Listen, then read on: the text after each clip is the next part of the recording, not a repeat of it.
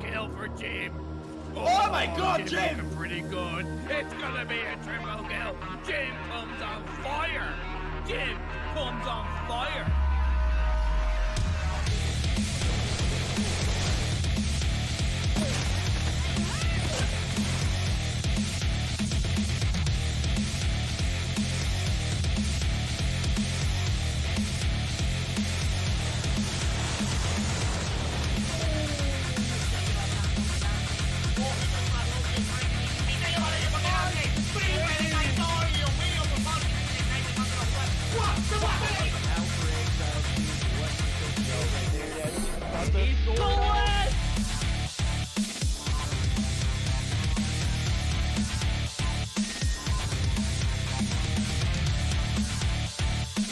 Had the right angle, but couldn't land the shot.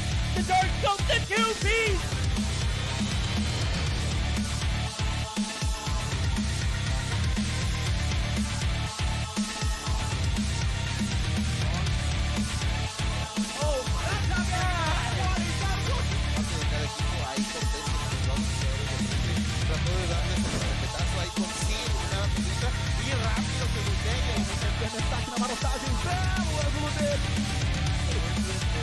He's gonna be able to take out. Oh my God! Oh no! He was down to 1 second on the clock. Pegou bala na cara do Master. O Almairinho vai tentando fazer o primeiro.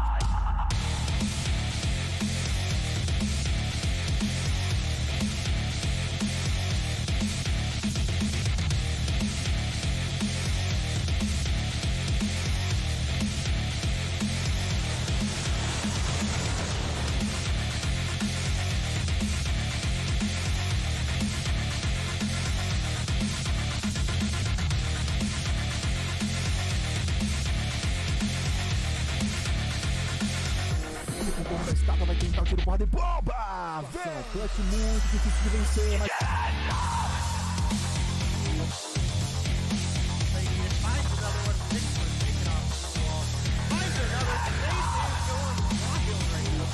Square on the body that you hit. He no-scope for a follow right there. He no-scope.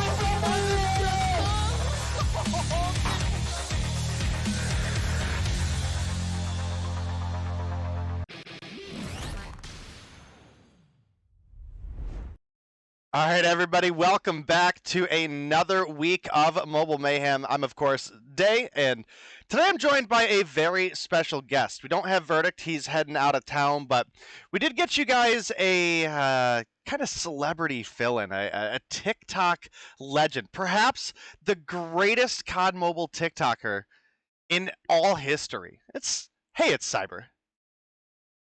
Not gonna make me cry, but definitely gonna make me smile. Oh, that feels great to be here. Thanks for that intro, Day. You know, made my day a lot better, even though I got suspended on TikTok for a day. But it's good to be here. It is good to be here casting Mobile Mayhem.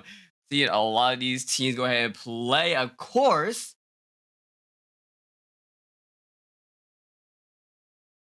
Got a blank there? Oh, yeah, I was gonna pass it on to you here. Gotcha. Yeah, we do have a pretty interesting day today. So right off the bat, we're going to go ahead and jump on into the standings because there are a couple really key teams to look out for here. First off, we have kind of the three right at the top. You've got Yo Mama and Zygnus, who currently sit in the number 1 and number 2 position, respectively. Those two positions give you a bye on the first day of the playoffs week, which will be next week. And, well, if you're number 3, it's close, but close only counts in, what, horseshoes and hand grenades? So we'll be looking to see if Seminal can bounce themselves up into the number 1 or 2 spot. And we'll have to see if Zygnus and Yo Mama are able to retain those spots as well. Looking at the other end of the spectrum, we really only have 2 teams battling it out. That's going to be Storm and Eleventy, and they're only sitting 5 points apart right now. And Eleventy, certainly have the easier matchup here today. Eleventy are going to be facing off against Midnight, and Storm are going to be facing off against Goofy Goobers, one of those top 4 teams in the region. So a lot on the line for these teams, Cyber. Oh yeah, definitely though. Definitely though. I'm ready to go ahead and see Yo Mama and Zygnus battle it out. But definitely, I'm excited to see how Seminal is going to go ahead and play as well too. Be one of my favorite teams to go ahead and watch. I definitely believe that they have a really good chance to try to break to that second spot over onto the standings. But yeah, like you said, we got Goofy Goobers, Storm, of course, Yo Mama and Zygnus. We got a lot of good matches up for tonight. So I'm just overall excited to go ahead and see how this is going to go ahead and play out. Yeah, I think Yo Mama versus Zygnus honestly going to be our best match of the night. Those are the two most evenly matched teams in my opinion. However, there are a couple other matches that I definitely want to shout out. One of them being Goofy Goobers versus Storm, not only because the point standing is important there, but because Goofy Goobers have certainly had their kind of struggles a little bit in the season, right? They've gone through some major roster changes, but Storm is a team that has looked better from week to week. So definitely excited about that. And the other matchup, I think it's a far shot that they win, but I think Shreddit versus Seminal could probably be better than a lot of people give it credit for. Seminal, obviously one of those best teams in the region, but Shreddit have come through and upset teams or had really good performances against some of the upper teams. Shreddit is one of the few teams that has been able to take down Zygnus in a search and destroy and push to that game 3. So I'm pretty excited about that last matchup as well. Yeah, Seminoles and Shreddit is definitely going to be interesting. You're right, Shreddit has always upset teams time and time, but I don't know. I feel as though Seminole is definitely going to be it's definitely going to have the upper edge into that matchup. So I'm still gonna go ahead and lean over for Seminoles for that whole game. But no, I do agree with you. Yo Mama and Zygnus is probably gonna be one of the better maps to watch as we get into it, because it is gonna be our first match as well too. For that, honestly, I will probably lean for Yo Mama to win it, but not for a sweep, probably for a 2-1. Should be starting out quite soon. We do have players in. We're just waiting for go ahead and Zygnus to ready up. And then for Goobers and Storm. The funny thing is, too, I love watching Goobers and Storm. I love both the teams. I do love watching Goobers play. I always be saying that it is a really good S&D team as well. That one could also go for more of a 2-1, leading over to Goofy Goobers. But all in all, though, I feel as though the biggest map is definitely going to be Yo Mama and Zygnus. All right, we do have a little bit of a graphical error, guys, that we'll try to get fixed for you. It's not huge, so for our map rotation, I know that's the picture for Slum, guys, but it is going to be takeoff hardpoint. The text is correct. As we get into our game 2, we're going to be looking at a raid search and destroy, and one of those maps that can really capitalize on some of the strong sniper talent that these two teams bring to the table. And if we make it to a game 3, we would be blessed to get to a game 3 between these two teams. We will have that standoff domination. We had a ban on the Type 25, and Zygnus, very smart in my opinion, ban away the SKS from the side of Yo Mama, which Space is obviously so very well known for using. Of course, Space probably one of the better people to use the SKS, one of the best, in my opinion, semi-auto rifles to be using in the game, but he will be using the Holger right now. Gonna be going ahead and playing one of the sniper nests on his side. Gonna be taken out by Kim Rex as well. Zygnus is gonna go ahead, play the objective for a little bit, but it will be taken over by Red.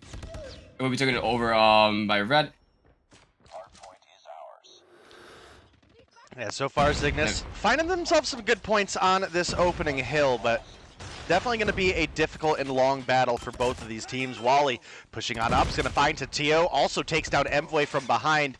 Kimwax going to find that kill, but so far Yo Mama have done a great job of denying Zygnus any time on this P1. Haven't really got a ton of their own, but we do have Forsaken just honestly chilling over on the steps for P2, getting ready for that rotation.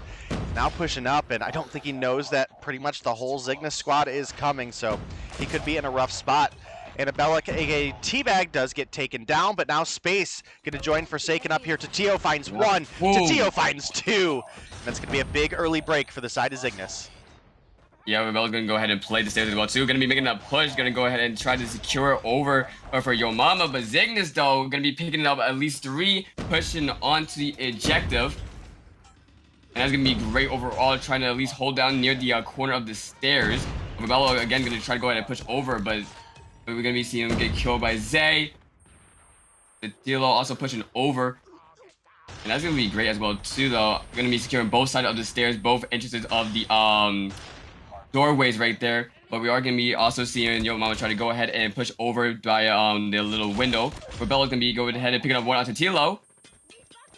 Also going back to play that stairs in the heady, but will be denied by an envoy. And that seems like a whole objective held down by Zygnus. We should be seeing Yo Mama actually go ahead and making the rotation. We see Wally holding it down over there, but all in all, Zygnus doing a really good job playing their life and holding down the objective. Yeah, and you can see right now that Teabag, aka D'Annabella, has made a big rotation over. He's gotten control of that kind of upper balcony of P3. It helped anchor the spawns for his team a little bit early on. And now they're set up in a really good position. He's not going to get the kill on Tatio there, but he'll at least be able to call that rotation out to his team. Space almost gets dropped there. Does end up falling, but definitely so far been a big fight between these two teams. Kimwax has chased off Annabella, or D'Annabella once again, drops right in front of Tatio. That's going to be a free kill going over to him. Yeah, Zygnus is finally going to go ahead and make that break, trying to increase the lead they already have right now. Predator Missile is going to be coming down and at least going to be finding one on the Rebello. Wally, though, trying to go ahead and onto the objective, will be stopped by Just. And so far, it's just, again, Zygnus taking over the objective. We do see a couple of members from Yo Mama trying to go ahead and make the break to get a little bit of the scrap time, but Zygnus already made the rotation to the next objective. Just do have access to an Annihilator as well too, as he go ahead and take control over to the sniper nest, watching over with a nice rotation. They're looking to go ahead and honestly, this is kind of looking like a blowout right now. Yeah, so far definitely looking pretty solid for the side of Zygnus. Obviously, we're still very early on in this game, and it could go either which way, but they do have themselves a 40-point lead so far as we get ready to come through for P4. We do have a lightning strike coming through for Envoy. Only going to find one, but sometimes that's all it takes.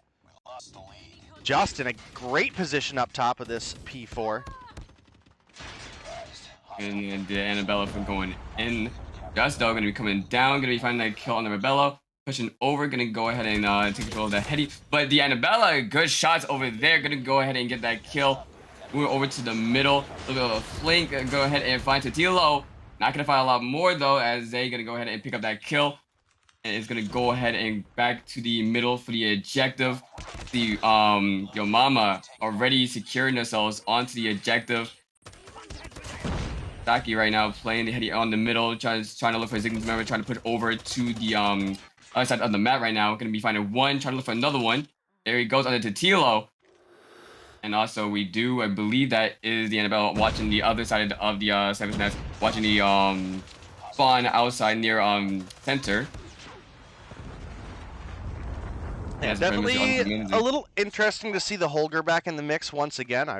Obviously we haven't seen it for quite a while, but allowing one player to run it, that was obviously one of the big changes this season. Originally it was just no LMGs, no marksmans, no shotguns. I do think allowing one person does kind of fulfill an interesting role, right? Because a gun like the Holger or the SKS fills a very, very specific role, right? You're going to be in some of those long-range popular rotation positions where, having a 100-round solid weapon can just be really good. So we've seen Space making use of that as we look at the scoreboard. Not putting up the kills that we would have expected, though. He does have 11 on board, but Wally top fragging for the side of Yo Mama with 20. You look over at the opposition, and Tatio's coming through with 25 and 15 on the board. Absolutely frying right now as Zygnus have a pretty giant lead. Yeah, you're all right, though. Adding at least one LNG or one shotgun to the mixture definitely goes ahead and, there's a little interesting of a gameplay. Of course, I don't really see the Hugger all too much when it comes down to me just playing normal rank because it's just, you know, taking my touch and all that stuff. But since that's being banned, overall, it's good to see a lot more weapons being used other than those. But yeah, as you said, the Zygnus, though, is doing a really good job. They made a rotation over to the second objective over inside the building. And really seem like they're going to go ahead and hold that down and including the scrap time as well, too. Your mama got to really do a good job trying to make the rotations and hold down one of these objectives in order to really bounce back from this. Arabalo just gets fried by Envoy there. I didn't happen to actually catch it from his perspective, but I looked over at the map. He pretty much spawned, took 2 steps forward, and just got absolutely erased from existence. And hey, sometimes that's the case, especially with a lot of the fast-killing guns in the meta right now. And man, there are just so many kills flying back and forth for these two teams. It's like as soon as I switch to someone, they just get absolutely lasered. But yeah, right now, Zygnus, our first on this P3 hill, and we got to see some life out of Yo Mama, and we got to see it soon. Oh, most definitely. Like I said, they gotta have a try. If they can make the rotations, they gotta definitely try to see if they can make these breaks. And not only that, they gotta hold it down. Zygnus is doing a great job just going ahead, making the rotations. And if they do lose it, they are doing an amazing job making the break that they need to hold down the rest of that scrap time. That's really helping them keep that lead they have. Right now, you do see Yo Mama overall holding it down for this scrap time. Zygnus seems like they're gonna try to go ahead and play for the rest of that. Zay's gonna go ahead and pick up 1, but Rebello will go ahead and get the refrag onto that. And Yo Mama actually is gonna go ahead and be the first to rotate over to P4. So hopefully this is going to be a change in pace of the game. Hopefully they will be able to go ahead and use this momentum to close that gap that Zygnus has started. Yeah, Envoy narrowly escapes Forsaken there. Forsaken does have 26 on the board. He has an Annihilator ready to go as well, so we'll have to keep an eye on perhaps some of the Operator cooldowns. It actually does look like he has opted to pull that Annihilator out right now. Finds 1, finds 2, but gets taken down by the Lightning Strike. 5 in the feed for Kimwax, and now just an Annihilator of his own coming out as they continue to lock down this P4. They've got themselves a 70-plus point lead, and they're in a great position to continue to extend this. They're very likely going to get a majority, if not all, of this trickle time at the end of P4.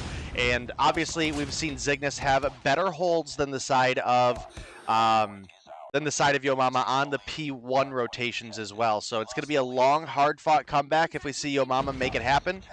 But right now, it's looking like Zygnus are just here with a vengeance, and they are not content with number 2, right? They want that number 1 spot. They've got something to prove. Almost definitely. They're showing it. They really are showing it. You know, Zygnus is just going ahead and playing the map perfectly right now.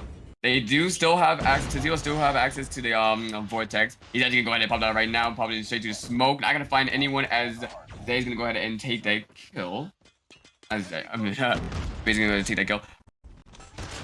Or no one's on the objective as right now. They're just kind of battling out, trying to see who's gonna go ahead and actually get the rest of the time. Still got plenty of time onto that objective as well too. 36 seconds, but it seems like no one is letting anyone get onto the objective. Kimwax is gonna be on the side, trying to pick up a few members of Yo Mama. Is going to find Wally as well too, trying to find a lot more. Taken out by Rebello.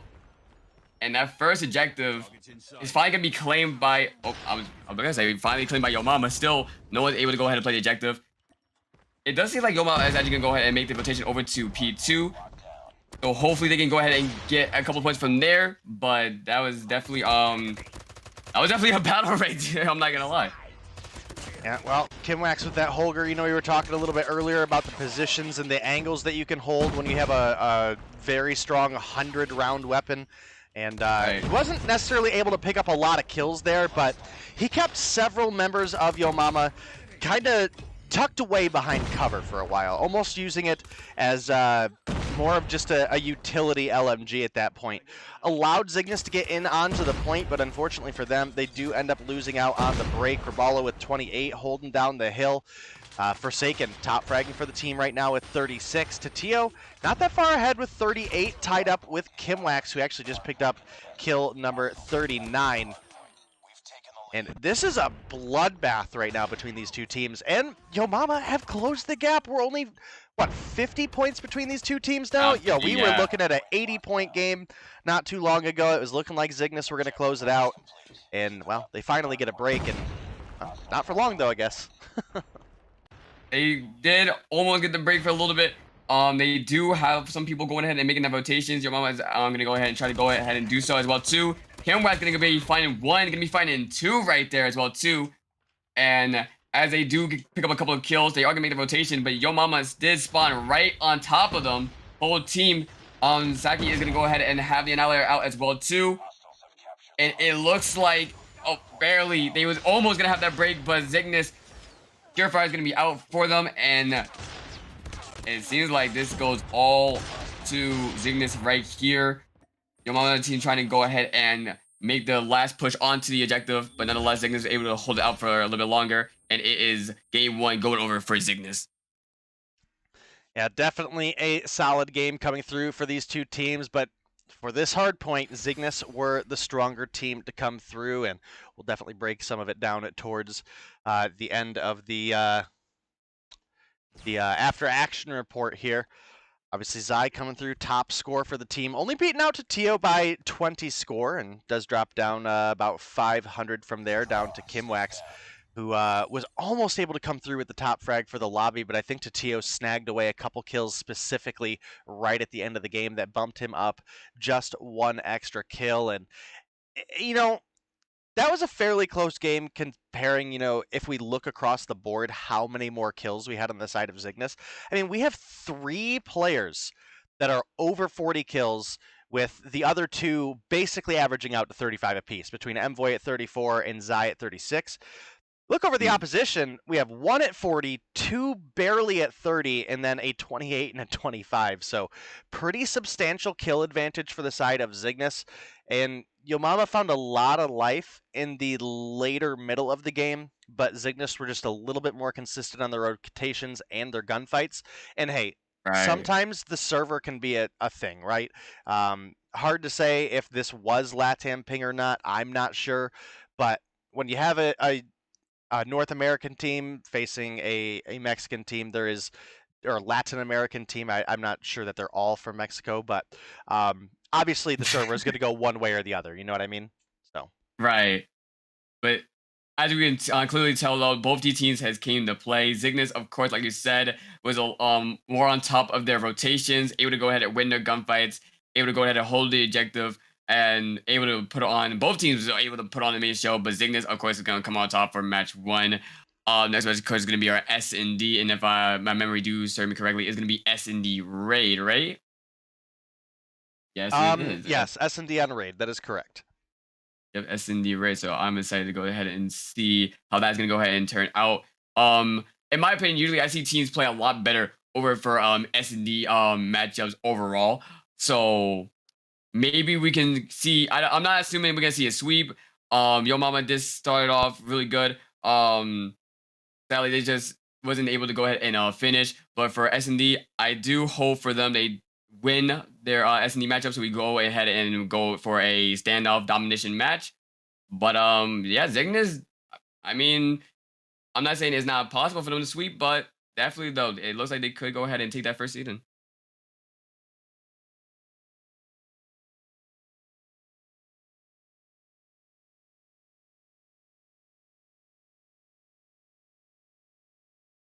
You could have been here today. Yep, I leaned against my switch on my mic again. My apologies, chat. You could call Cyber.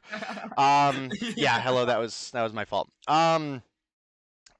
Yeah, when we look at a raid search and destroy, the sniper talent can really excel there. I know notably Washi has been one of the biggest snipers to make note of specifically on that map, because he plays very aggressive through mid and is usually pretty consistent at getting a pick there. So we'll have to see if either of the snipers on these teams do make that challenge. And one of the things with Yo Mama is you have a bunch of sniper talent on this team. We've seen Raballo snipe in the past. We've seen Forsaken snipe in the past. We certainly have seen Space and Teabag snipe. Look over at the opposition, and every once in a while we do see Tio as of late bringing out the, I believe it's the 4x Arctic 50. In the past, we've seen him use the Rytech here and there, but obviously most notably for this team is going to be Zy, one of the players with one of the highest amount of kills I've ever seen in professional search and destroy for COD Mobile. I'm can't remember for sure if it's 100% the record, but last season he did drop a 23 sniping in search and destroy. So definitely an incredible talent, and I'm hoping to see some sort of aggression towards the middle stages of the game that will really capitalize on the talents for these two teams. Oh, most definitely though. But yeah, like you said, I'm mostly excited to see the sniping talent for these teams, both of them. I do feel as though Yo Mama does have the advantage on to that same time that I'm talking about. But yeah, hearing you talk about Zay, I mean, I'm excited to go ahead and see how he's gonna go ahead and play against Yo Mama. But yeah, I mean, hopefully Yo Mama is able to go ahead and bang out a W so we can go ahead and get into a domination match. But first, I'm gonna go ahead and try their best against Zygnus for raid. Yeah, we are just waiting on, I think, one player to get readied up, and we'll get you guys into the action here as soon as we possibly can. And see if Zygnus is going to be able to close things out in a 2-0 fashion, or if Yo Mama are going to put up a little bit more of a fight in the search. As a matter of fact, we'll go ahead and pop up the standings one more time real quick, because this is an important match for Yo Mama to at least pick up 5. That is all they need here to guarantee that they get a top 2 spot. Yo Mama are currently sitting at 135 on the board. Seminal are at 20. That means if Yo Mama gets 2-0'd and Seminal 2-0's shred it, that Zygnus would pass Yo Mama and Seminal would pass Yo Mama. So they would lose that protection. If Yo Mama is able to win this search and destroy, they'll at minimum gain 5 points. All of a sudden the domination doesn't matter, because they'll have the same amount of score that Seminal can possibly have. And when it comes to that head-to-head, Yo Mama beat Seminal during the open season. So if they tie, Yo Mama will still retain that number 2 spot. So kind of an important matchup for Yo Mama here. As we mentioned, the number 1, number 2 spots don't have to play the first day of the playoffs. They'll have a bye. They can sit back. They can watch their opponents put their strategies to action and, give it their all to get into the semifinals and then later on grand finals. So it can be a really advantageous position. Yeah, I do feel as though that Yo Mama could definitely put up a fight for this. Definitely, they do not want to go ahead and lose that season they already have. So I expect them to put everything into this S&D matchup. Hopefully, yeah, like I keep saying, hopefully, like, they do win and they get to a domination matchup. I do feel as though they have the talent to bang out an amazing S&D matchup. Like I said, sniper talent and overall just bragging talent onto the team is there. They just gotta have to put it in the work. Last game, started a little bit slow, started to pick up some steam, but hopefully they're gonna go into this matchup alive, more ready to take the W and get a W over Zygnus. We see our players actually ready up. We're getting to the game right now, and we're starting into our round. Yeah, for the people asking on YouTube, and I do see a couple in Trovo as well, guys, we've been doing this for 3 seasons. Bobby literally takes Thursday off so he can do content. This is not new, but yeah, well, Thursdays will be on my channels. Tuesdays are on Bobby's channels. EU is all verdict all the time, so definitely make sure you guys are coming by for that. Obviously, we're into our search and destroy. Nobody's found a first blood yet, Cyber. We are really hoping to see some of that sniper talent, play aggressive early on and try to get an advantage for the team. But looks like both teams know what's on the line here, and nobody really wanting to give an edge. I mean, this is one of the more passive pushes I've seen out of Zygnus on a raid search and destroy, where they're on the offense. Right, this is probably one of the most passive I've ever seen in a raid match. Zygnus is played up really over to A. They just want to see if anyone can go ahead and overextend, make a mistake, so they can go ahead pick that up and then make it a 5v4 situation, make it a lot more better for them to push over to A. They are going to go ahead and at least push over the basketball court right now, plant the bomb, space on them, going to go ahead with the first blood of the game right there onto Envoy. And with the information as well too, he's going to go ahead and try to go to Sniper Nest. It looks like he's trying to wall bang right now. Trying to see if he can get a shot over onto, I believe that's just right there. Yep. Gonna be finding one. Gonna be finding another one on the Zygnus. Playing a heady space though. Nice shot right there over on a heady 2v2 situation right now with 15 seconds onto the clock. He's gonna be pushing through basketball. Trying to go for the defuse. 1v1 situation. Not gonna fight the dealer as he picks up Wally and space, and that's gonna be a round going over to Zygnus. Yeah, definitely a big round for Zygnus there, and one of the key things is the angle that they were defending from with where the bomb was planted, right?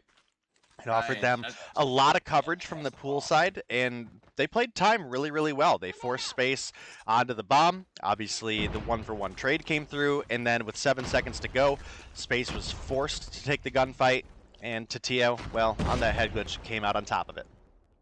Right, that was a really smart play on their part, nonetheless, though. Where the bomb was placed and just letting them play the time, forcing them to go ahead and play over the basketball court. That was more on Zygnus' part. Let's see if they can go ahead and do it again. I believe we do see D'Annabella watching over near jungle, watching over that window near Sniper's Nest. See anyone going to go ahead and push over. It seems like we see a little bit of a flank over by Wally as well too, as he's going ahead and rotating near garage, headed over to poolside. That's going to be huge if he can at least pick up one or maybe even two. Going straight up, but it seems like Tatilo is also going ahead and moving back as well. Didn't hear Wally. Will's going to go ahead and pick up the first kill right there. Yeah, Tatio didn't hear Wally, but Wally definitely heard Tatio when he started sprinting forward, breaking that dead silence, and I gave him an opportunity to play sound and get that turn. It's a 1-for-1 trade, Tatio for D'Annabella. The bomb plant does come through. Obviously, that sets our timer at 45. Now we're down to 30, and a difficult rebreak now for the side of Yo Mama. The smoke comes out. Actually, really good placement, but just going to take down Wally. Raballo there for the refrag. We're now looking at a 3v3 with 20 seconds or less. Ooh, the snipe from space right there on the Zay. And then going to be finishing up with the kill on Envoy. That's going to be a defuse right there. Really good push by Yo Mama right there. Raballo was able to pick up two, space one, and then another one over for Go. Great, that was a really good smoke. Yeah, they did lose out on one, but they were able to capitalize on three off of getting that reposition through, so that's definitely important for them there. And, man, this is already turning out to be a spicy game. Tatio, my dude, please tell me you didn't disconnect. Oh, he does not want that backside rotation again. That's pretty funny. The RGR buffer as well too. Wally pushing over. Yeah, this might end up working out for Tatio here. Oh, he sees Wally, finds a couple shots, finds the kill, and well, if you're gonna make that play against Tatio twice, he is gonna punish you for it. Clearly, you have a couple kills traded, but it's a 1-for-2 in favor of Zygnus. They did get that bomb plant. Oh my goodness, Zai. I didn't catch his perspective, but I saw the receiving end. Oh my goodness. Yeah, I was just waiting over to Raballo, and he's just oof. As soon as I saw him go over through money room over the pool. Yeah, he was done. Oh god. I think I was gonna be able to pick up another round. 2-1. Let's see, is Tatila's gonna still play garage, or I feel like he still wants to play behind or on the head. He changes up the position. Smart play on him. Rest of the team's gonna go ahead and play past pool. Oh, nope, he's gonna join his team over by pool. Not. We see a pig going over. I think it's gonna be taken out, but Raballo is gonna go ahead and get a refrag onto Envoy. Envoy is also gonna be going down. Now it's just a 3v2 Tatilo and then Kimwax. Kimwax gonna be playing over by the connectors from middle into pool. Not gonna spot Raballo. It will be a 3v1 Tatilo. And then over the pool. Hopefully, I don't know. I mean, he has a chance right here. Raballo over playing on the cabana right now. He doesn't know that he's there.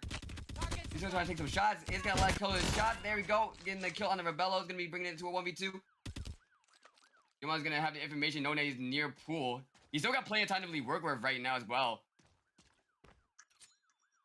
And I actually don't think anybody from Yo Mama saw him make that rotation up towards stairs. I had the scoreboard open there for a minute. You could definitely tell where some of the kills are starting to layer on for each of these teams, but Tatio might be rotating right into Wally on the heady here.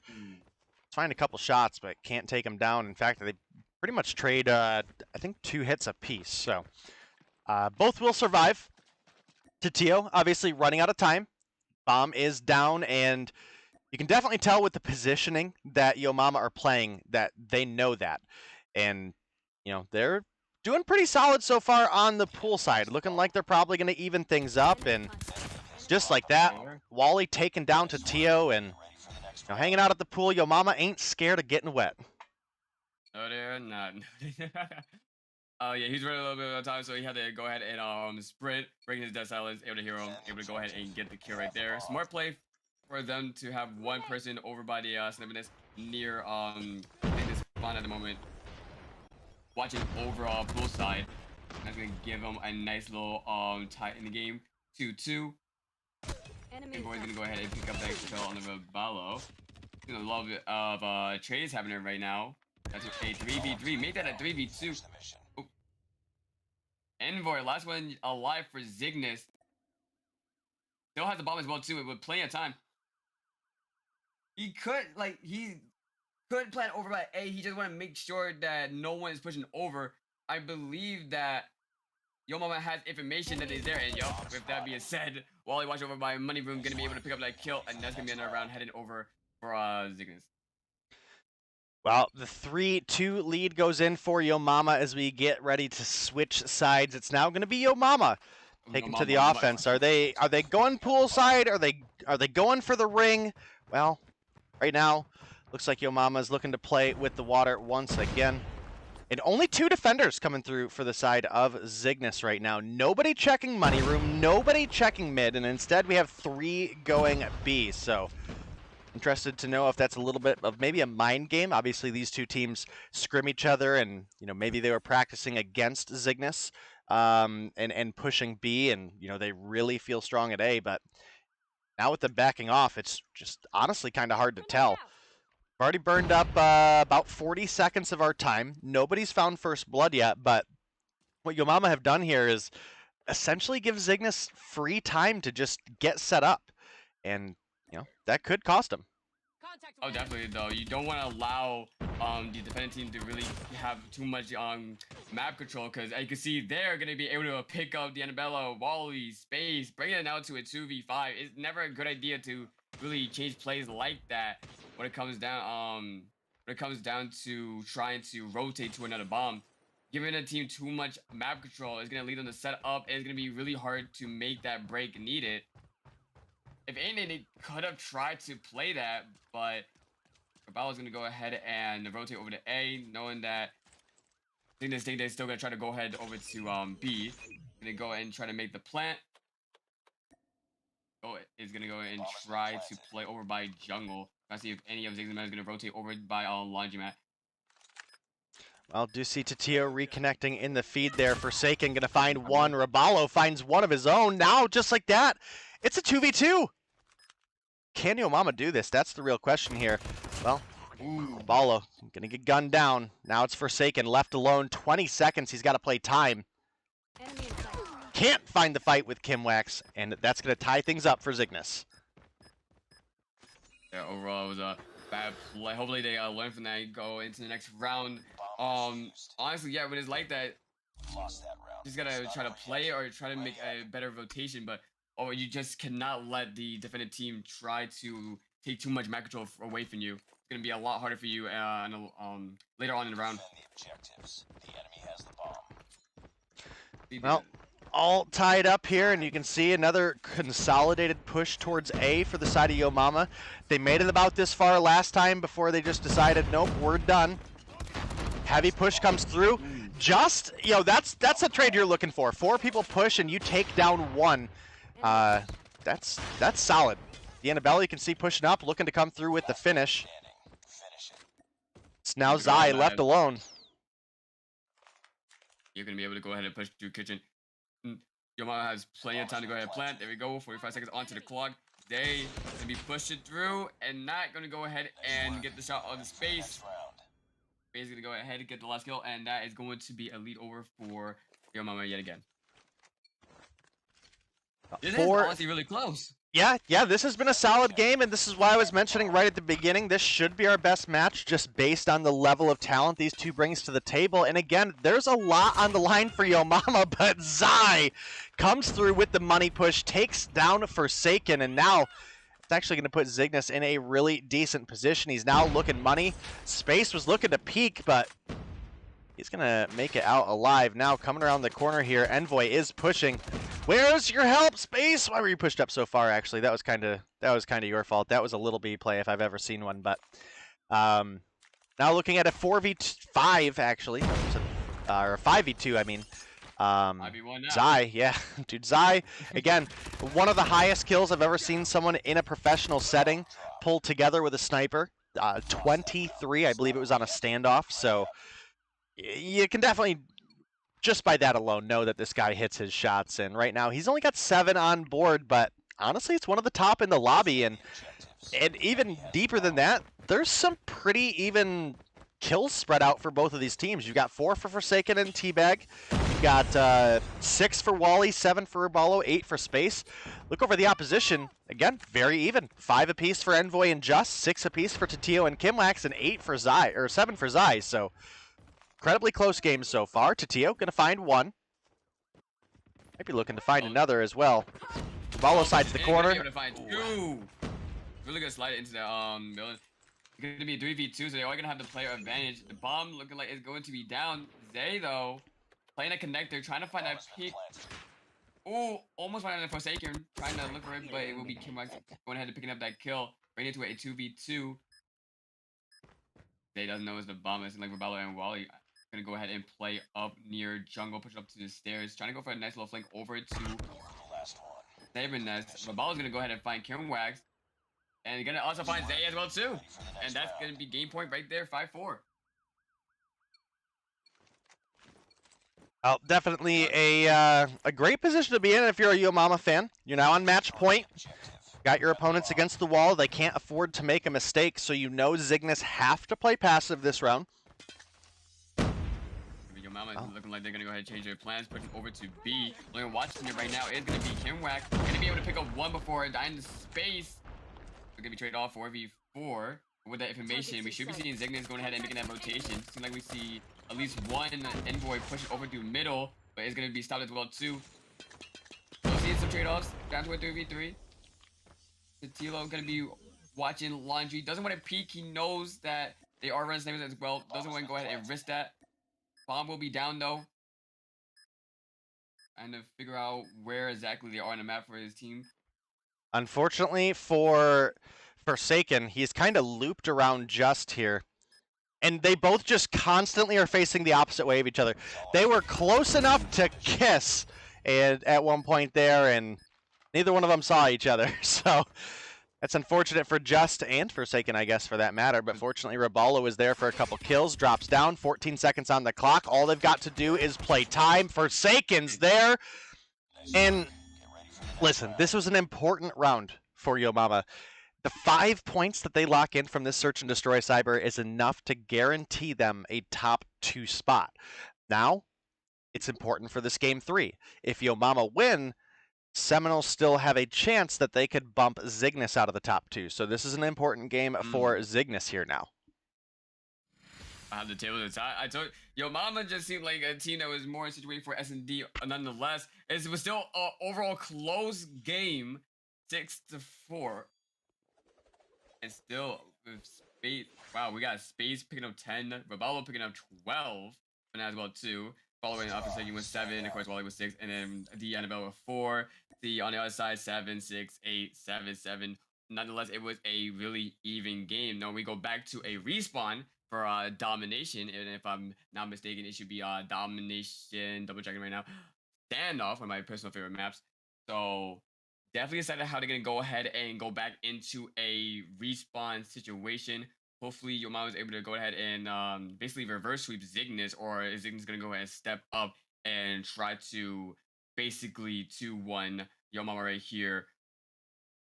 And yeah, even so, your mama has basically secured their first season. Even if Zygnus would go ahead and win this, am I correct or? So they haven't secured first. They've secured themselves one of the top 2 positions. Okay. Which position that is, well, that's going to depend on obviously who wins this match. Because coming in, we had Yomama at 135 and Zygnus at 130.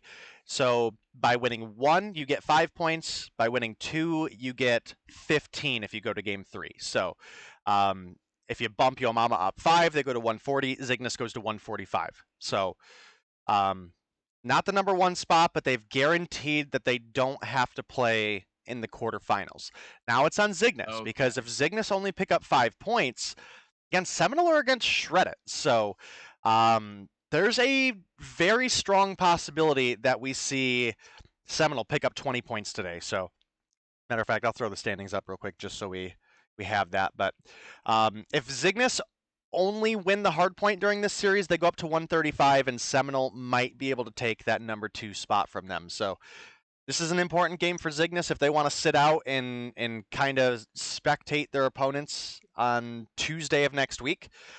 And again, that next important matchup is going to be the matchup with Eleventy and Midnight, and then Storm and Goofy Goobers is the other like really decisive game. So we'll see when we get there, but we are gearing up for our game 3, Cyber, and we're going to be seeing a standoff domination. Again, we do have the Type 25 in the SKS band, and the SKS is one that obviously Space was known for. So I think on a strategic front, that was really smart from Zygnus. And that could definitely spice things up a bit, because there's a lot of positions where the SKS would have been really key for Space to be able to hold on a map like Standoff. So this one could get spicy down to the wire. Right, Space loving the SKS, and you're right. SKS having a great kill time, great damage, and great range. There's multitudes of spots on Standoff for Space to go ahead and hold. You try to do so in hardpoint using the Holger. Kind of a place that how you say, just holding down, not holding down corners, but basically holding down the angles with the Holger, being with 100 rounds, LMG, great damage overall. You try to see him replace that role he's playing for his team with that. But definitely Zygnus did a great job taking over that and ban the SKS. But hopefully that's not going to go ahead and stop your moment from going ahead and clutching it up. They did leave the respawn, but they did win the S&D. Right now, series is tied 1-1. It all comes down to this domination matchup for Standoff. So, I don't know. In your opinion, what do you believe that Yoma needs to focus on to really secure this W for them to go ahead and 2-1 Zygnus? I mean, on a strategic front, if you want me to be honest with you, I don't think you care if you're Yomama anymore. I don't think they're in a position, because they're going straight into the semifinals at this point, right? There's no instance where they go to the quarterfinals. So they're going to be moving right into a series that's going to be best of 5 next Thursday. And or actually, no, that might be the second half of Tuesday, now that I think about it. Anyway, their next matchup that they'll have will be a best of 5. So you're guaranteed to play a domination against your opponents. Now, I'm not necessarily saying throw the match or anything like that, right? That's not the case. We know that's not something that they're going to do, but you do have to play a little bit careful. You don't want to give away those strategies, especially if you end up running into that map that you played against your opponents next week, and they know, hey, this person's going to be playing this angle or whatever the case may be. So should be interesting to see what comes through here. We are just waiting on a couple players to get readied up, guys, and we'll get you into this domination on Standoff. And hopefully it'll be a good game 3 to round things out, something nice and down to the wire. Maybe time runs out with only 5 points separating these teams. Who knows? Imagine. I'll be down. It's happened more than you'd believe, honestly. Oh, I have no. Yeah, the hardpoint respawn, it was good. It was still overall pretty much a close game. Not as close as S&D, of course, but it was still like a well-played game for both teams. The S&D was close 6-4. Coming into the domination, I'm expecting to see a really close matchup for these teams. If anything, I'm kind of leaning for your mama to take the 2-1 right now. But honestly, this could go either which way. But as I say that, we started right into it as well.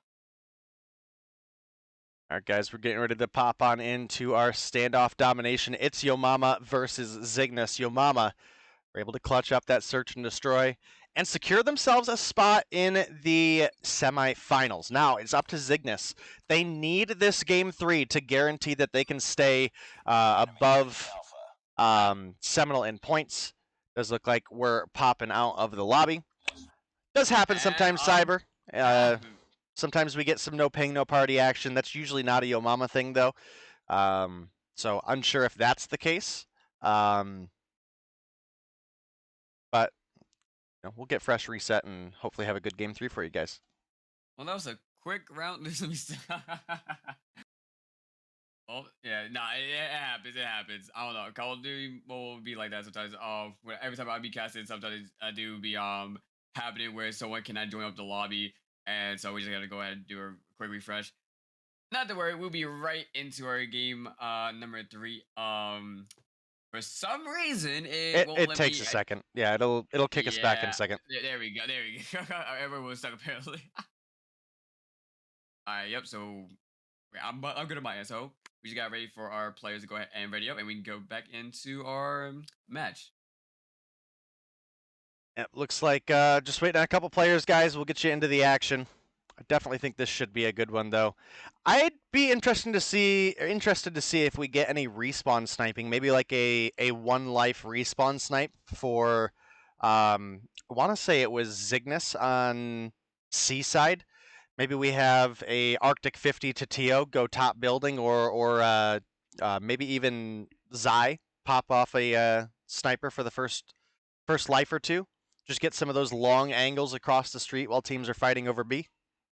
You definitely could. I mean, yeah, these teams, players really could run sniper. They have shown they have the sniper talent, and they have shown, I mean, it really could work to hold down these longer angles. I would definitely see some sniper action, as I am a person who loves to respawn snipe, whether it be respawn or S&D. But yeah, I mean, we got our players ready up. It's time to go into our game number 3, domination standoff. We got Yo Mama, we got Zygnus. Here we go. So like you said, Zygnus do gotta go ahead and win this and secure it on semifinals. Let's see how they can go ahead and play this against Yo Mama. Arguably, you could say Zygnus have the strong side in the first half. I don't think it's a major decisive factor on this game, and we have people bouncing out once again. Let's go. You love to see it. 2 in a row. All right, let's make it 3. Let's get.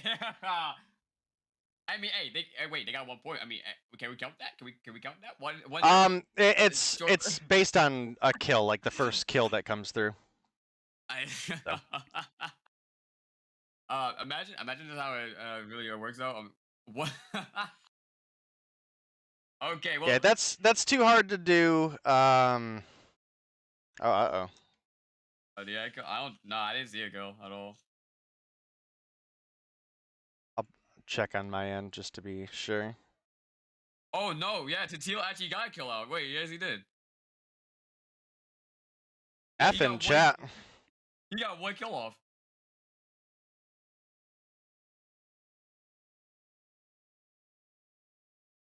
Wait, so did it? We're gonna get a ruling from admin here real quick, guys, and I'll let you know as soon as I know something. But right now, I don't know. Usually, it's if there's a kill, then that's a thing. But I do think players were technically leaving the lobby before Tatio got that kill, so we'll just we'll chill and wait for the admins to let us know exactly what's going on there. Well, cue the Jeopardy music. Hopefully, we'll get you guys into game 3 here shortly. Yeah, I want to know when he got it, because like the game did not start like okay, no, that's yeah. So even though there was a kill, there is going to be a restart because the settings were wrong. It was set to 50 per round. Oh. Yep. So How did he catch that? that is on our end. That's not on either of these teams' end. And here we go for the third Droolhead time. just kind of a bot. He messed it up, chat. If anybody wants to blame anybody, it was Ghoulhead. At Ghoulhead in chat. But okay. Or But for Ronan. the You can third blame Ronan too. He's not here right now, but you can blame Ronan. Why not? Okay. For the third time, let's get into our game number 3. Yo Mama and Zygnus. God. Zygnus arguably having the better side. In my opinion, it is the better side, having access to blue house. Both sides are gonna have the fields. Zygnus having A. Yo Mama gonna be having C. And it seems like Yo Mama's actually gonna go ahead and push over. It's gonna have some progress over onto B. For a second, that's gonna be over by the stairs near the blue van, trying to see if anyone can push over to the stairs, but nonetheless gonna be taken out. Still got progress over onto B. Still has pretty much good map control. But Zygnus is slowly making their way over to the middle of the map and trying to capitalize onto B. See a few actually going on to the objective. Almost there, and there it is to start off the match. At the first B cap comes through for Zygnus. They're going to start developing themselves a lead, but you can see Wally has pushed up and is looking for the A flip for his team. He definitely knows players are coming, just doesn't know where from, and well, that's a big opportunity for the side of Zygnus to basically just waste a lot of the time of Yo Mama. Mama didn't even get a hold on B there, so pretty much going to go home empty-handed on that attempt, but now starting to get some B progress through. We've got 2 on the hill. Can they get it is the real question. We do have Envoy rotating in behind, but too late. The B cap does come through. Yeah, with that, it seems like they also... Well, we see Titilo using the R9. I'm gonna be using in a minute now. It's gonna be taken out right there by Wally. As we do see Yo Mama, they're trying to push over to the middle of the map right now, trying to get as much map control as possible to secure defense for B. Caballo's gonna be playing the side already with 10 kills under his belt as well too. He's gonna be taken out by Zygnus and they're trying to flank around the tractor. It'll be Envoy though being killed off by Wally. You see a lot of trades here and there, back and forth, but nonetheless though, Zygnus is trying their hardest to secure onto B. We see Titilo onto it, and it seems like they're gonna go ahead and capitalize onto it, and they're gonna get B right back. Definitely a big push for Zygnus there, and you know, couldn't have come at a better time. It was Yo Mama that had just taken the lead, and now that's going to start slipping away once again. Obviously, we're going up to 200 total score for domination, so still quite a bit of time. But the A flip comes through for the side of Yo Mama. This could be big for them. As we mentioned, this does tend to be. I think I heard the headshot cue with D'Annabella taking just off the head glitch with the Sparrow there. You know, Lord, that's a great shot. A great rotation over for D'Annabella and for Yo Mama overall. Able to go ahead and secure A and C. Now you just gotta go ahead and see whether or not Zygnus want to go to A or focus on to C. When it comes down to which direction they want to go ahead and hold. But it seems like Yo Mama is gonna go ahead and use that opportunity to try to get some progress on B. Actually, it could go over for triple cap. No, I was gonna say it could go over for triple cap, but we do see Zygnus reclaiming A. Dilo claiming it just before Wall can get that kill. And nonetheless, though, we see a different Yo Mama in this respawn. Ooh, almost getting the triple cap. Yeah, I think this is probably a good time to go ahead and jump in for the listen-ins with. Go ahead and jump in with Yo Mama down in Discord real quick and see how they're rounding this round out. Bottom blue, yo, purifier, help! Purifier's dead. Top blue, Top blue's dead. Hop on it. Fly first. Gas spawn. We got back alley. You have trophies? It's a gas spawn? It's gas spawn in boxes. I have tech 5 for next half. Yo, I see. It's fine. You're good. Winning court. He pushed them in. Yeah, that's a great half. Good job. Statue.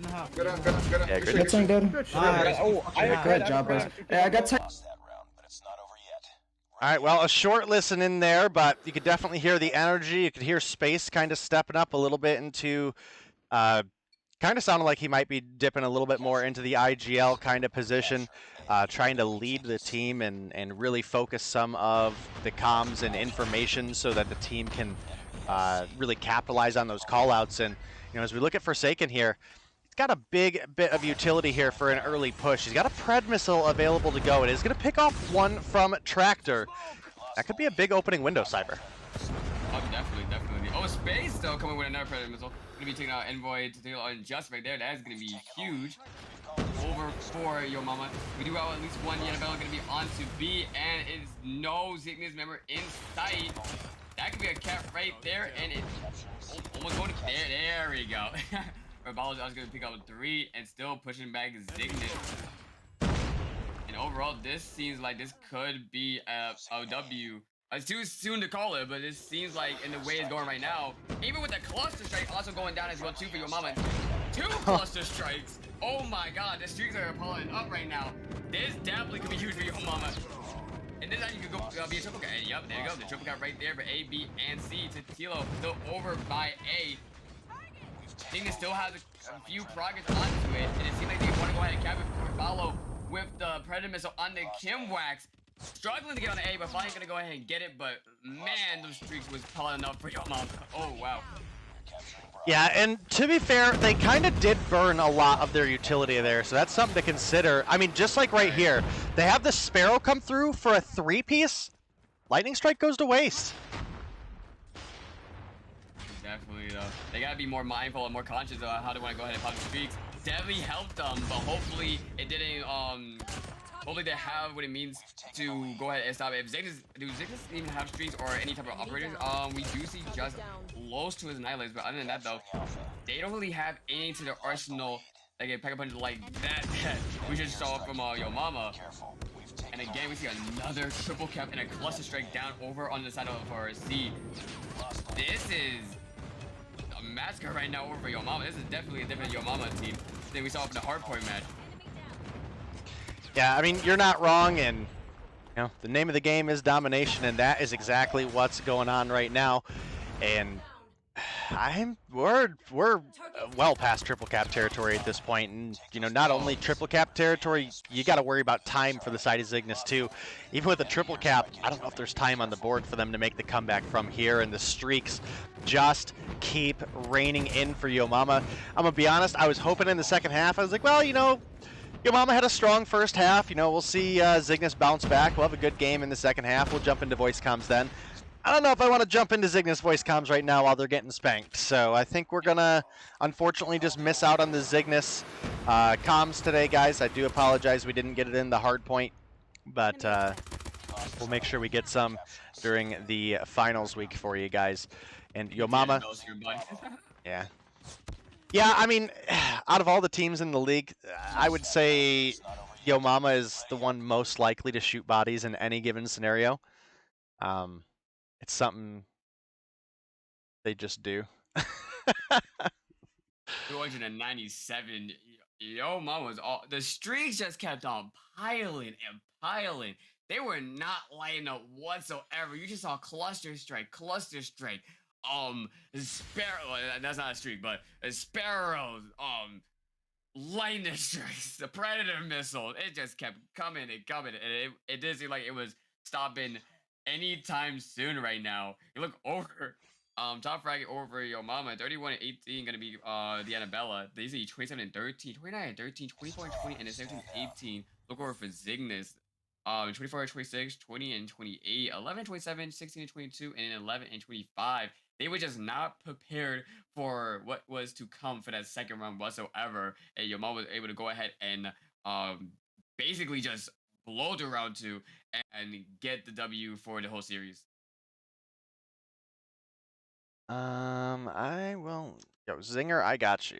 Let me message him in chat real quick, because see what he's talking about.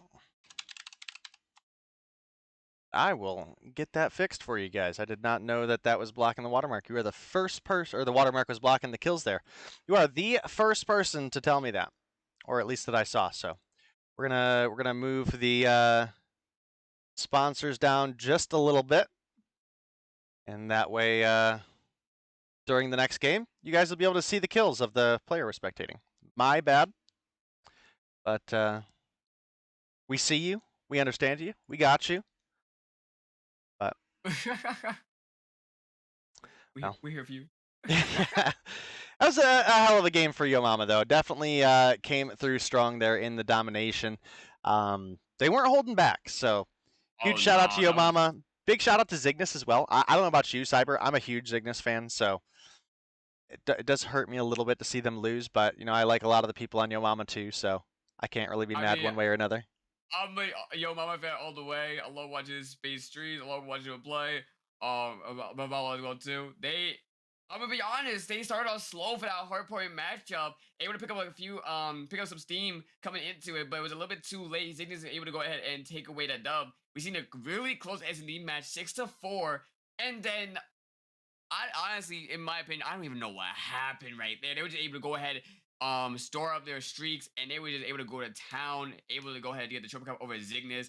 And like I said, it was just cluster strike after cluster strike, predator missile after predator missile, and it was just like you said it better yourself. It was the name of the game is domination, and they totally dominated for domination standoff, and able to go ahead and get the 2-1 win over onto Zygnus, which I'm overall happy about. Yeah, we'll be taking a short break here, guys, but I do want to give a shout out. Obviously, we were talking quite a bit at the beginning of the stream, so I didn't get to give a thank you to at least to Tio and Envoy came through with the really big raids to start things off. So thank you so much for that, guys, as well as I just saw Super come through with the raid as well. Bro, much appreciated. And we are going to take a quick break while we get our other teams funneled into the lobby. Just to let you guys know, we are going to have a off-stream match, I do believe, during the second match, since there's 5 games tonight. And we will definitely try to keep you guys up to date on that off-stream match as well. I do believe that is Seminal versus Shreddit. I will double-check for you guys and let you know when we come back from the break. And we will see you guys here shortly.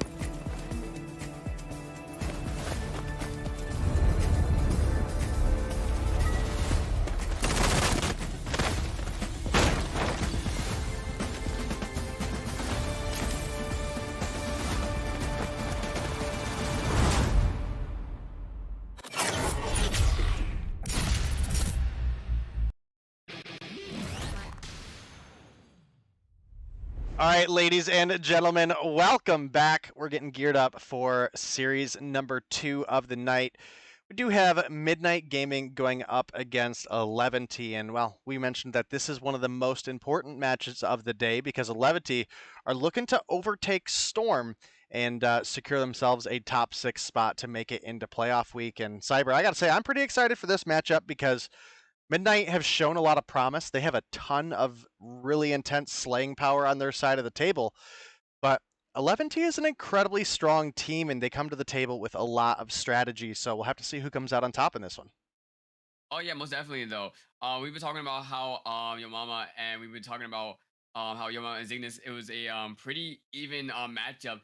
This matchup as well too, in my opinion, is pretty much close as well for Eleventy and for Midnight. So I'm excited to see how they can go ahead and play for the hardpoint play in the S&D, and also go ahead and play if we do get into game number 3 domination for our hardpoint match. It should go over to Hackney Yard, and get this. banned weapons is of course Sector 5 because who wouldn't? And they have forgot what team. I want to go ahead and check that real quick, but one of the teams actually went ahead and banned my favorite AR, of course, the M13. So I'm interested in seeing how they're gonna go ahead and work around that. Of course, only one team could go ahead and use a Holger, so or they could just use a Kilo. All right, well, we do have teams resetting in the lobby here, so we'll get you guys into the game here in just a moment. But our map rotation, obviously, on screen. We're going to start out with a Hackney Yard hardpoint game number 2. We'll be looking at that takeoff, search, and destroy. And if we make it to a game 3, we'll have a summit domination. We did have a ban on Hacienda Dom and takeoff hardpoint. So, and then obviously, as Cyber mentioned to you guys, the Type 25 and the M13. I gotta say, Cyber, you probably have the Morningstar M13, don't you? No. You don't. You don't, and it's one of your favorite guns. Listen, that's one of my favorite skins in the game. I would say it was my favorite until the the Demon Song Kilo came out. Oh my goodness, what a set of skins for those two guns. See, here's my thing, right? My excuse for not getting the Morningstar, right? I live in this place that we like to call New York, right? And oh God, expensive. Yeah, in that place in New York, I like to think that I am middle class, but in reality, I am what's that word I like to use? Poor. Yes, poor. So, you know, I had other things to worry about other than a $150 skin. So. Totally understandable. I know all about the New York life there. I've been to New York a couple times myself. Actually, one of my best friends is currently actually packing right now to move out of New York. So, nice. Yeah, he's getting a place in Texas with a buddy. He got a new job out there, and I think he's spending like a third on all of his like housing and stuff. So, big price difference. So. Oh yeah, most definitely. You know, I don't even live in the city. I live like 2 hours away from the city. Oh, it don't matter. New York is expensive across the board, I know, dude. That's the point. I stayed with a buddy in Albany, I think. You mean Albany? Albany, and it was expensive there too. I was like, dude, this is outrageous. But you know what else is outrageous? The fact that we're finally into this game. Yep, Annabella coming through, picking up 1 kill before getting taken down. Snicks finding 2 in the feed. Obviously, for Hackney Yard, we're going to be looking for the team to play anchor for that P2. That's the biggest money hill on this point. And, you know, I think we should have someone hanging a little bit farther back for the side of Eleventy here. So far, they've maintained all right spawns, but they don't have anybody playing really far back to prevent the opposition from rotating over. We do now. Weru is starting to make that rotation for the team, and that is going to be pretty important moving forward here. Kumia, jump shot comes through, finds the 2-piece with the Deagle. Oh, make it a 3, taking down Pepe as well. Midnight off to a good start. Yeah, man, I'm doing a really good job of holding the objective. A really good lead so far, but yeah, keep in mind though, you have Eleventy went ahead and made the rotations to, right? Yeah, like you said, probably one of the better objectives of this whole map. So hopefully they're able to go ahead and hold it down. Good job of making the rotation as well too. In the beginning of the map as well. Below holding it down as well. You can find one watching the stairway over on the other side as we see Eleventy trying to close the gap lead that Midnight has started for them. He's just waiting for his team so they can go ahead and make an aggressive push over, but nonetheless, it just seems like Eleventy is making a good job of just holding down the objective. Well, we're holding it down for the team. They continue to maintain their spawn points. Kumia taken down from behind, and this is going to give Eleventy a lot of recuperated time because we actually had a pretty solid P1 for Midnight. And, well, right now we're getting that solid P2 for Eleventy as we move on over to P3 on this map. It is one of the few mid-game hard points for any map that is really difficult to maintain a hold on because you're just so exposed to everything. Predator missiles, grenades, flashbangs, I mean, operators, just way out in the open all the time, and it can be hard to, even with spawns, it can be hard to lock down some score there. So we'll see how they handle it right now. I mean, we're 5 seconds into the hill and nobody's touched it. So There we go. We finally see one member over for Midnight. Actually gonna go ahead and try to play the objective. See a couple of members of Eleventy trying to make their way over to it, but nonetheless, I'm doing an amazing job so far. Pepe is gonna go ahead and make the slide in. Torrysm is gonna go ahead and go down as well too. They also goes to the attack fight for the team as well. With the smoke coming through, is gonna go ahead and find one. Is gonna try to play his life as best as possible, trying to hold it down. But nonetheless, Midnight will go ahead and attempt to make the push over onto it. But Eleventy though, able to hold down great angles and able to just go ahead and defend the objective as best as possible. We do also see Apollo with Spell as well too, already situated on to the next objective. So hopefully not only they capitalize from the scrap time for the last objective, they did had it, but we just see Midnight actually make the break as well too. Umura is gonna have the Purifier as well. And honestly, yeah, like I said, this is a close game nonetheless, though, to really say. yeah, only 30 points separate these teams right now, and we do have Midnight currently on the hill. Let me know in chat, guys, if you guys like that placement of the sponsor badge a little bit better. I know it covers the grenades and tacticals, but I feel like that was just a little bit better than covering the kills or the combo or the objective time. So I think I got it in a pretty decent placement. Maybe I can move it down just a hair more. Yeah, let me know in chat what you guys think. Yeah, let me pull that up. You good? It was good there. It's kind of hard to get it somewhere where it's not in the way of something. You know what I mean? That's true. But me personally, I think you did a good job. All right. Well, we've got the cyber seal of approval here, and Yuhi coming through with a big kill there. Might find a couple more too. We haven't seen a ton of the CBR4 P90, but obviously with the Type 25 being banned pretty regularly, it does open the kind of floodgate for some additional weapons to come on into the meta. You have the Benji, aka Annabella, rocking that Kilo. In fact, a fair number of these players are rocking the Kilo as well. Very versatile gun. Not horrible in the close range for an AR, and pretty decent at all other ranges as well. So obviously a good choice right behind the Type 25, because obviously Type 25 kind of broken. Oh yeah, I always say to my chat when I go on live, like, I don't mind them buffing the Type 25. It's just some of the buffs is a little bit questionable. I don't understand why they went ahead and buffed the recoil, or made it to where it's way more controllable than what it usually has been since before it got buffed. But if it were to go ahead and get nerfed, which I'm predicting it may in the future, Kilo definitely would go ahead and rise a little bit towards being used more in the meta. I do think the M15 it will be better, but definitely Kilo can see a little bit of light being used in competitive play more often. We already see the P90 or the CBR4.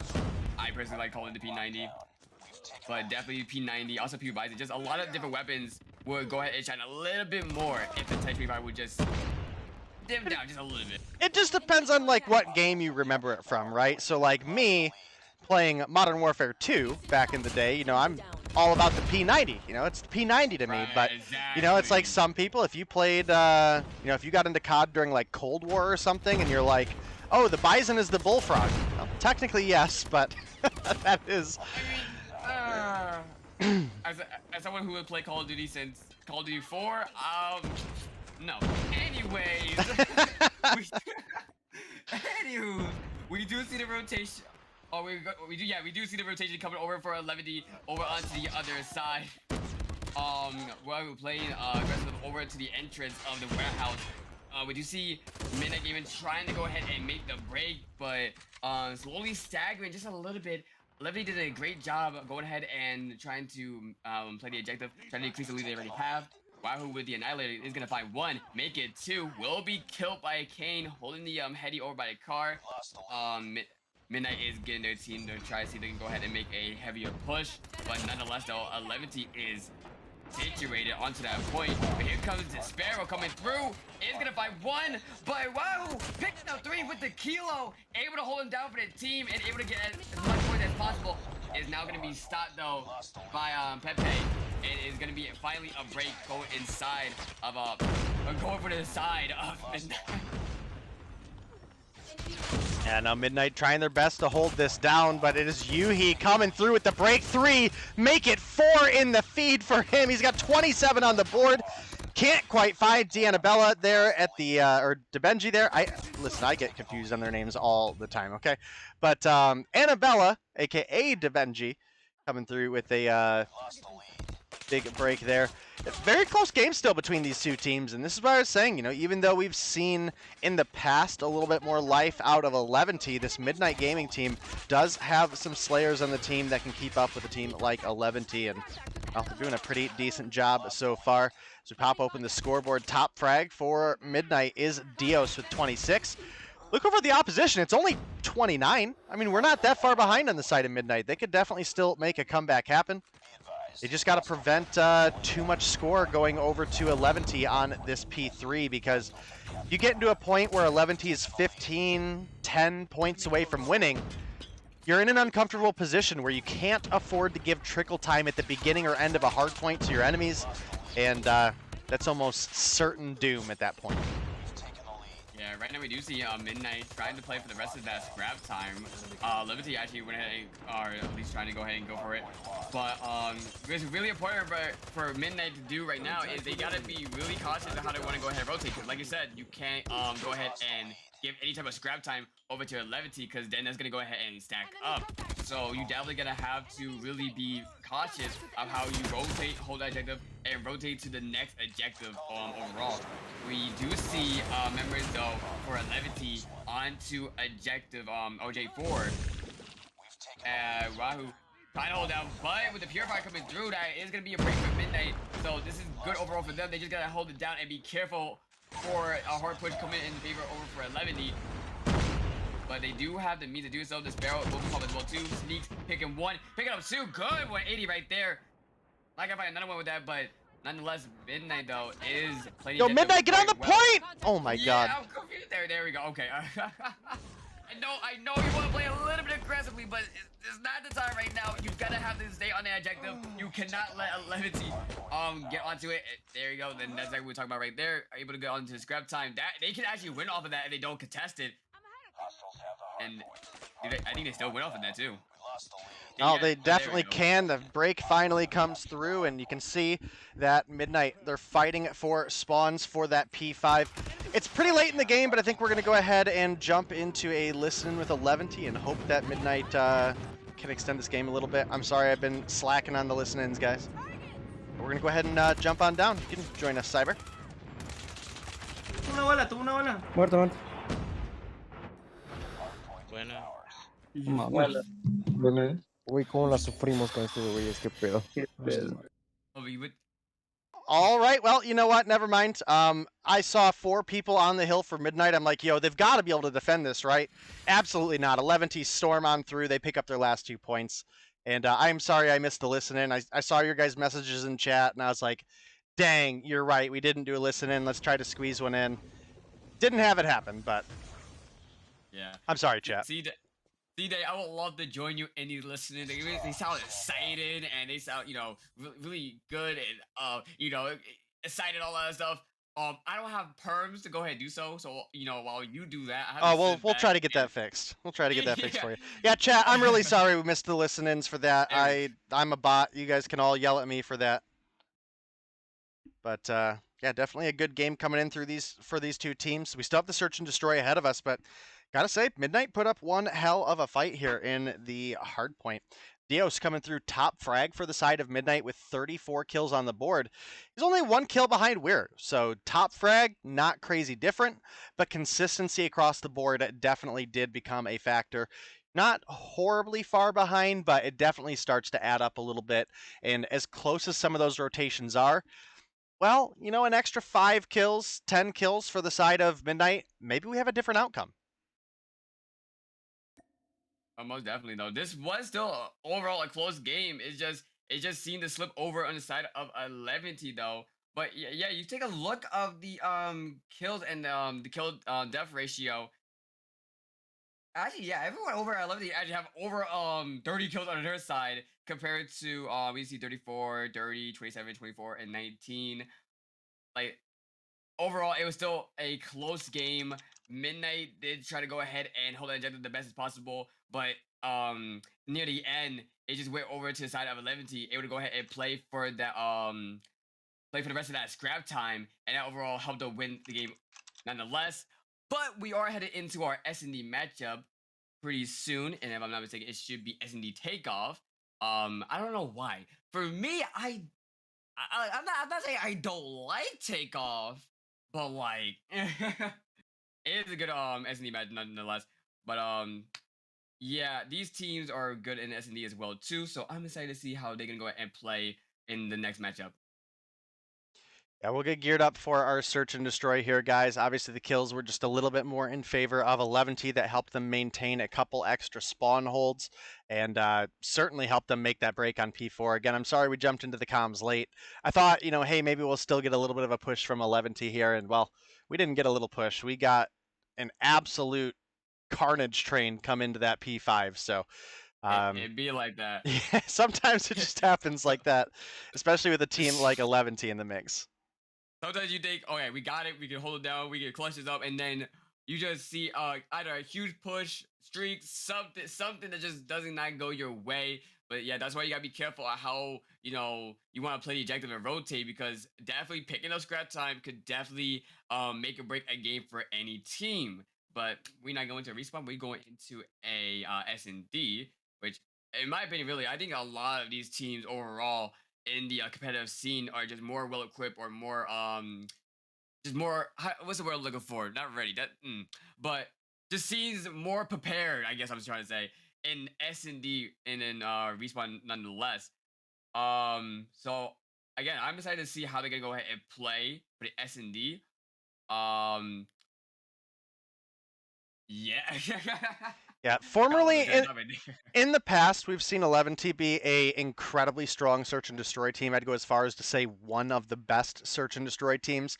And unfortunately, they lost out on Zai, who we saw earlier on the side of Zygnus. So it's been a big change for them this season. They're still really solid in search and destroy, but they've definitely been lacking a strong sniper talent so far this season. We've seen Pallone pick up the sniper a little bit. We've seen Raven snipe a little bit here and there in the past.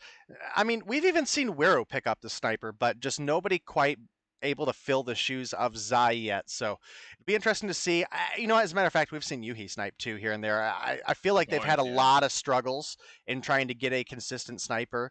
And look, when the sniping talent you lose out on is Zai, like that's some big shoes to fill in the Kadam competitive scene. So maybe they're just trying a couple things, or were trying a couple things out earlier on in the season. Maybe they've got it a little bit sorted out. So we'll definitely hop on through these players in the beginning of the game, just make note of who's sniping and kind of see how the progress goes. We'll watch the kill feed and see if they're able to come through with the success there.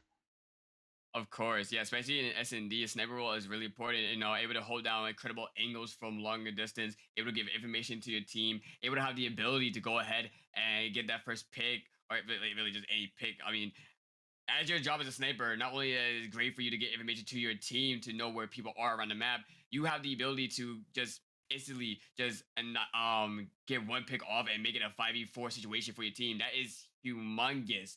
Humongous advantage for really any team coming into a S&D matchup. So, like you said it before, like definitely for a from a sniper like Zay is some big shoes to go ahead and fill. But I do feel as though Eleventy do have the potential to go ahead and do so coming into this matchup. We are waiting for 2 more people to go ahead and ready up, but yeah, we get into our match pretty soon. But yeah, I mean, I'm not expecting. I think Midnight could go ahead and take this. I'm not gonna sit here and say it's a sweep, but it is a high chance it could be a 2-0. Well, we'll have to see. We do have all of our players readied up, so hopefully we'll get popped into the lobby here shortly and get the action underway for you guys.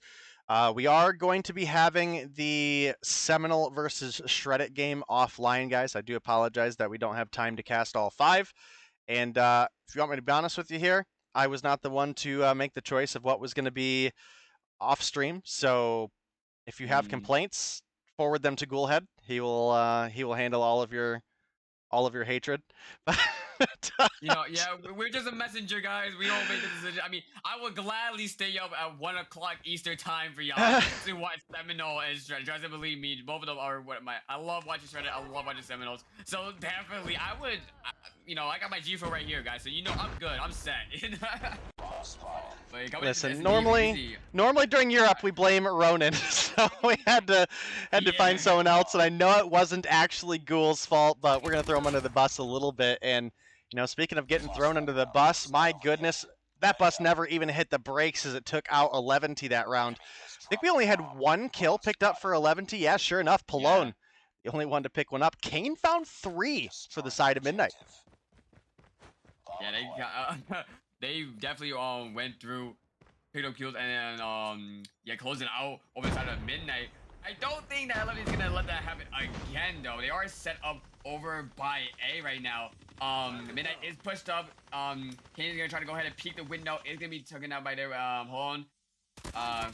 Mia is trying to go ahead and push, but Raven though is also gonna find that pick. So now we're down to a 3v5 situation in favor over for Eleventy. They are gonna lose Pepe right there. But nonetheless, they are going to find that kill as well onto Dios. I'm hurt.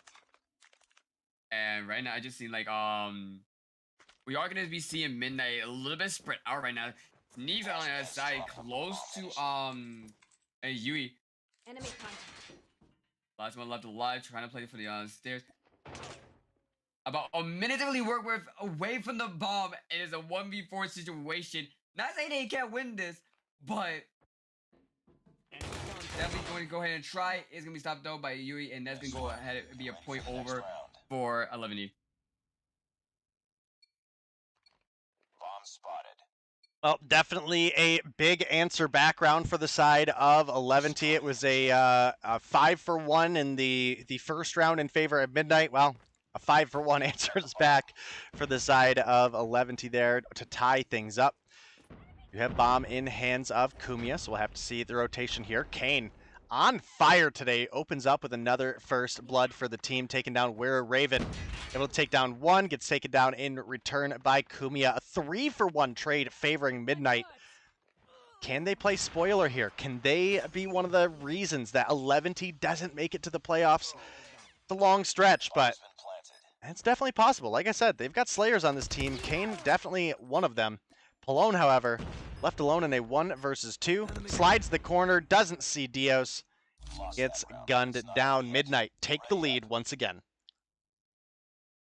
Yeah, like I said, Midnight definitely do got some incredible slaying talent onto their side, and they're making that notice right now, having the lead 2-1. The enemy has the bomb. Hopefully they Eleventy get able to adjust to this. We're gonna see Pallone set up over by A side, gonna be able to cook a grenade. Try to see if we can go ahead and still push, but it seems like Midnight is not gonna go ahead and push to any of the sides. It seems like they want to go straight over to middle, playing over by the B bomb. Definitely a play not as common onto this map. Usually you see people push over to A. No one really goes ahead and make a aggressive push over to the B side, given how open it is over onto there. But definitely though, it's working in favor over for Mid.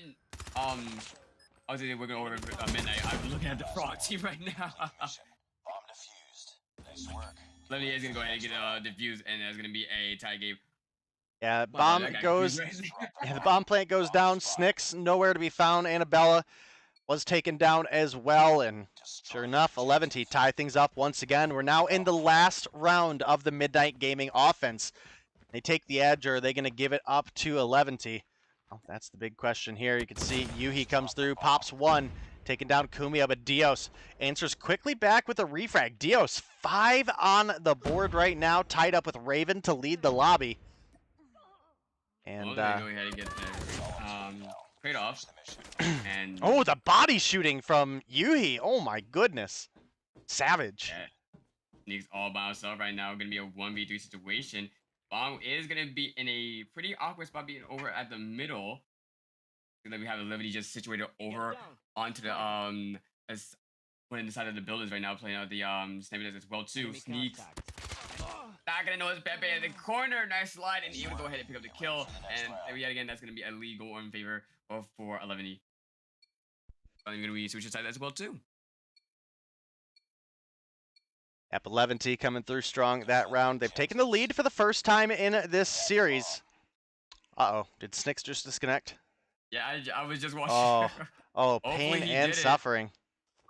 Yeah, he did, but it seemed like he did. He's back. Okay, so get that screenshot, homie.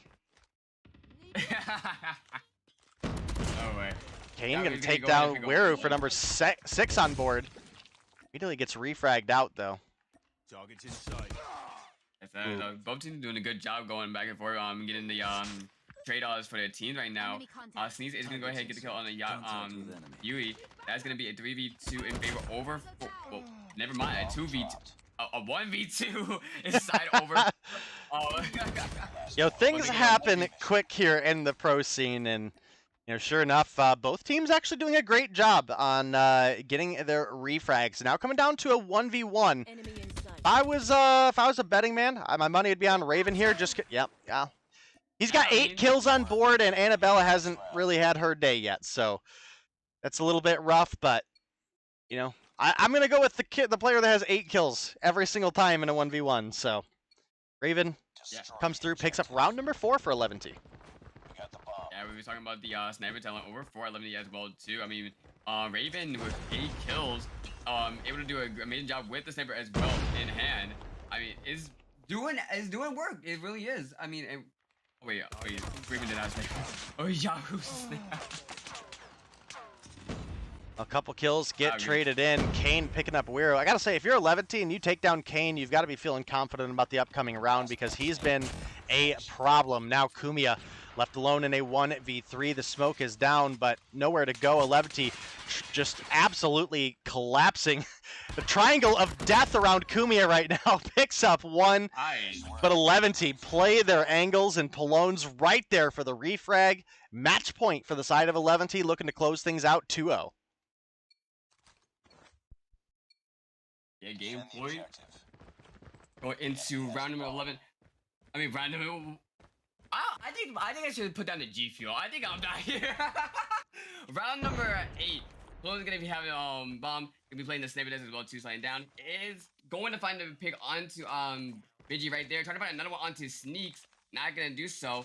It will be Midnight having the player advantage right now. 3-1. Raven all by his low self. Right now with 9-5 to make that 10-5 right now. Bring it to a 1-2 situation for him. With plans not to really work with as well. You gotta be careful though, because it seems like Midnight is trying to play together smart.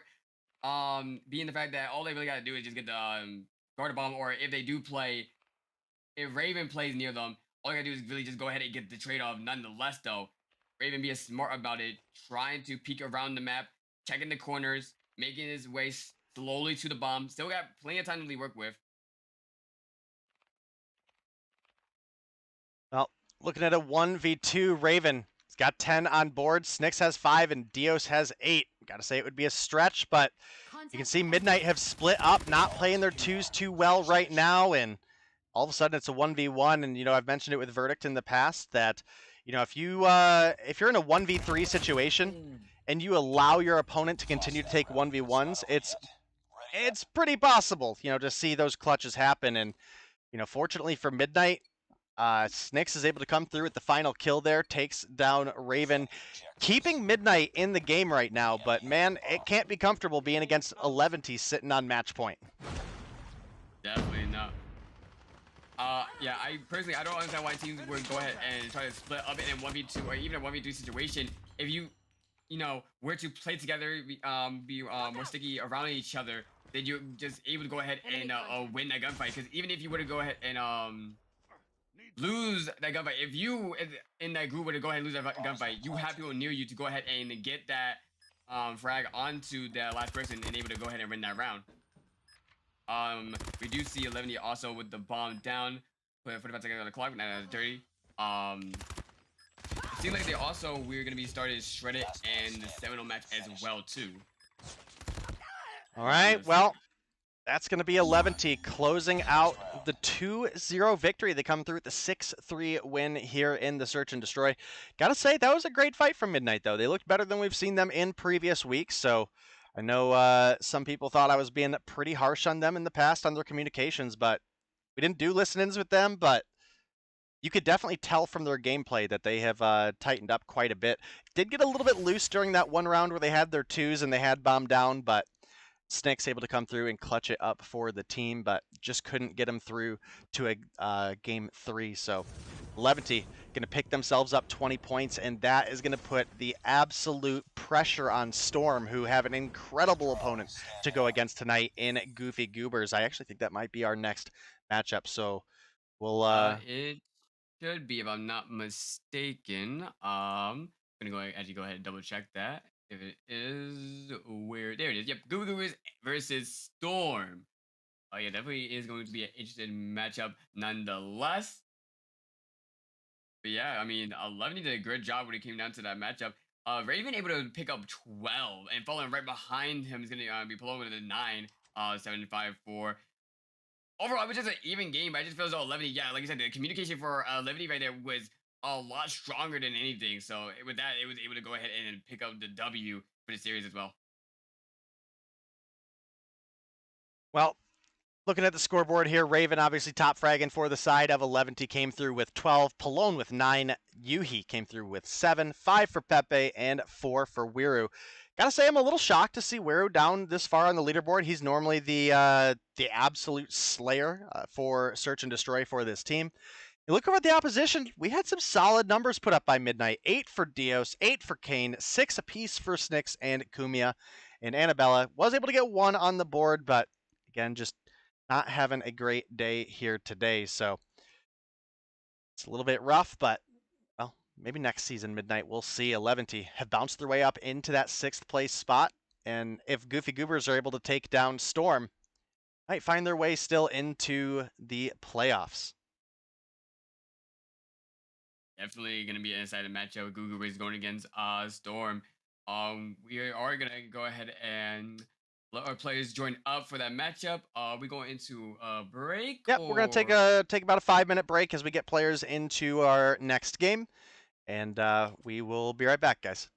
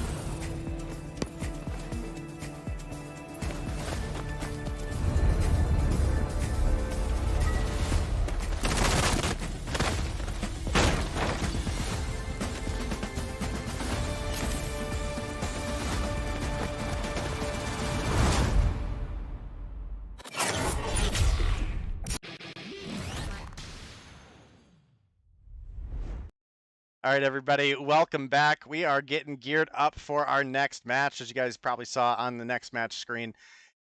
We do have Goofy Goobers up against Storm, and following up the Eleventy win over Midnight, this is an important match for Storm because they need to take some serious games off of the Goofy Goobers here. I don't think they can afford to win just one. Pretty sure they need to take a whole series at this point, so definitely a interesting position to be in. Storm, already here in the lobby, and Cyber, do you have any predictions for this matchup?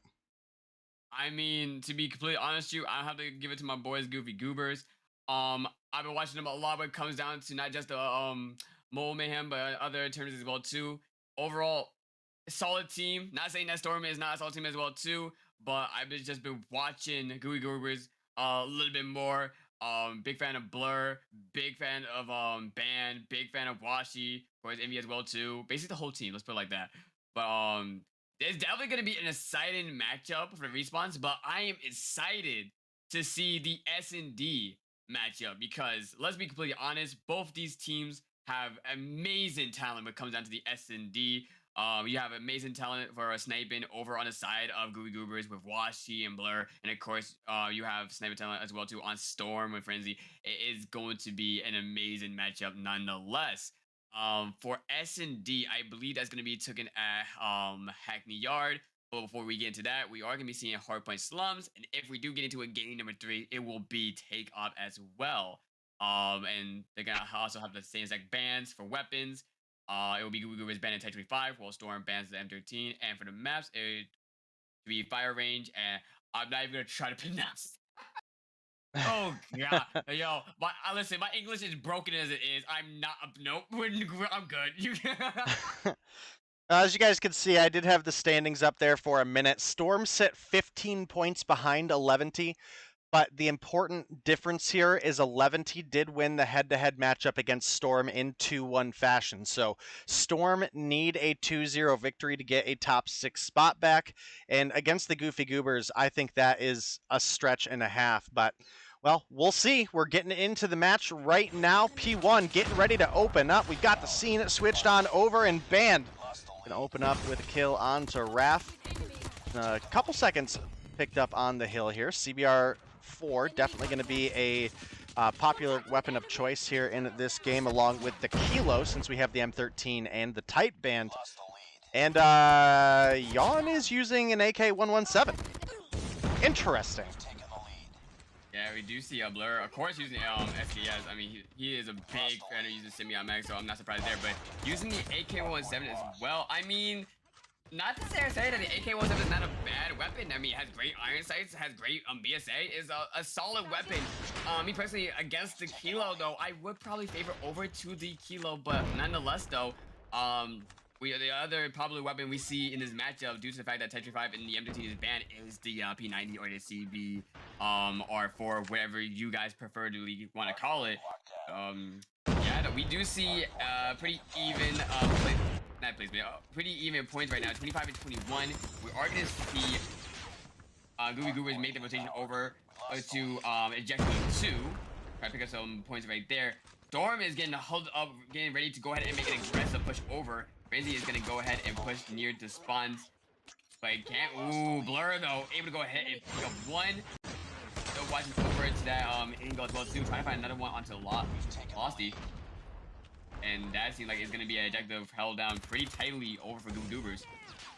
I think this might be a good opportunity to go ahead and jump into the comms with the Goofy Goobers. They've obviously had a good P2, but it is starting to get taken over now, and go ahead and listen to the comms on how they're making that rotation over to P3. We do also have an update real quick for you guys. In the off-stream match, Seminal did win the hardpoint over Shred It, and they're getting ready to go into the search and destroy. So hang on tight. We're going to go ahead and jump in with the Goofy Goobers. Hopefully the admins have got Cyber some permissions for that. He's one shot. Nice. Where? Secret. Nice. Where? Yeah, push up solo. Push up there solo. Okay. Two core. Yeah, one core and one by Flank tank. that, flank core solo. He's dead. I got trophy on hill. I'm pushing it. And I'm a nade front. I'm nading Core. front. One One more. Tempest on Tempest dead. They have laundry, my friend. I'm holding C. One core. Core window. I got him. He's dead. New side. Another one core. Both. I got the speaker. Don't worry about it. Pick up time. I got One in new. Secret dead. I got secret. Secret. Put out. On ring. They got fountain. One core, one tap. I spawn blue. One more core. Yeah. Oh, he's in laundry. Watch He's core. in blue. Yeah, I'm about to hold mid. Yo, spawn. core. I'm holding mid. Mid core dead. I'm holding middle. blue side, two blue. This one in the They're going corner. core. They're going. Q, No, Q, Cloud, you Q, didn't Q remind me got to change my score streak. This one Q. Alright, we chilling. I don't see him secret. I'm about to go middle. Actually, I'm staying here. I'm staying back. One shot. Middle died. Secret new. Yeah, Leave middle court. Cube. He's found me. Secret got me. I'm dead. Leave court. Secret, two secret out if I'm not wrong. Secret. I'm nading secret. Secret They're dead. going court. Watch the court. Don't pick that man. Core one shot. Nice. Core one shot. Yo, only one hill. Yeah, I'm pushing. Push Right in him. front of hill. Good shit. Only one more. Kill this nigga. Court dead. Alrighty then. Well, it's definitely a big lead for the side of the Goofy Goobers. Got a little non-family friendly there towards the end, but Okay. But like, all jokes aside though, they doing a really good job. I mean, the communications seem clean. Everyone's talking. Everyone getting information to the team, and it seems to be working in their favor. Able to go ahead and hold down the rest of that objective. Able to get the scrap time. We do see one player over for Goobers making the invitation. Watching the crack on the wall on the other side is gonna lose that fight over to Lossy though. But yeah, they are playing like an absolute machine right now.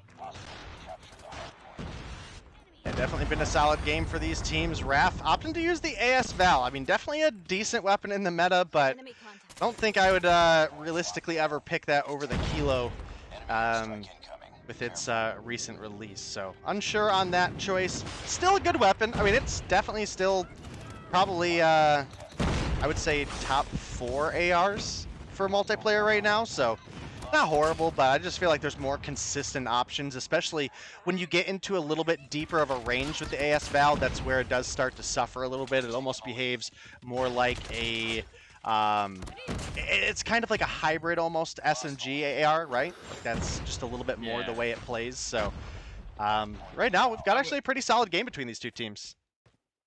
Yeah, I would definitely say so. It's about using my personal favorite weapon, as due to the fact of this high fire rate, and once again, the kill time on it as well too is really good. Plus, iron sights, well, kept pissed. But definitely in this meta, with the Kilo release, I do feel as though the Kilo would definitely be a good AER to be using for just more ranges overall, for more of a medium. Even you can take it at close range as well too. I think for Ralph right now for the A as well, he want to use it more like, yeah, like I said, the AR SMG hybrid. Want to take that more of that close medium gunfights with it. But yeah, with the 18 though, definitely want to go ahead and switch. But right now, Storm is holding down the objective. Point 2 right now. Seems like we have Goobers trying to go ahead and make some type of push, try to stall the objective, trying to go ahead and make some type of break. But Storm, nonetheless, though, doing a really good job just pushing them back, not even allowing them to go ahead and go down the stairs or over to the side. This could be a break right there, and it is, but it's only going to be for about 10 to 13 seconds. They are going to have for a little bit, but we are going to go ahead and see as well Storm trying to make the rotation over to P3.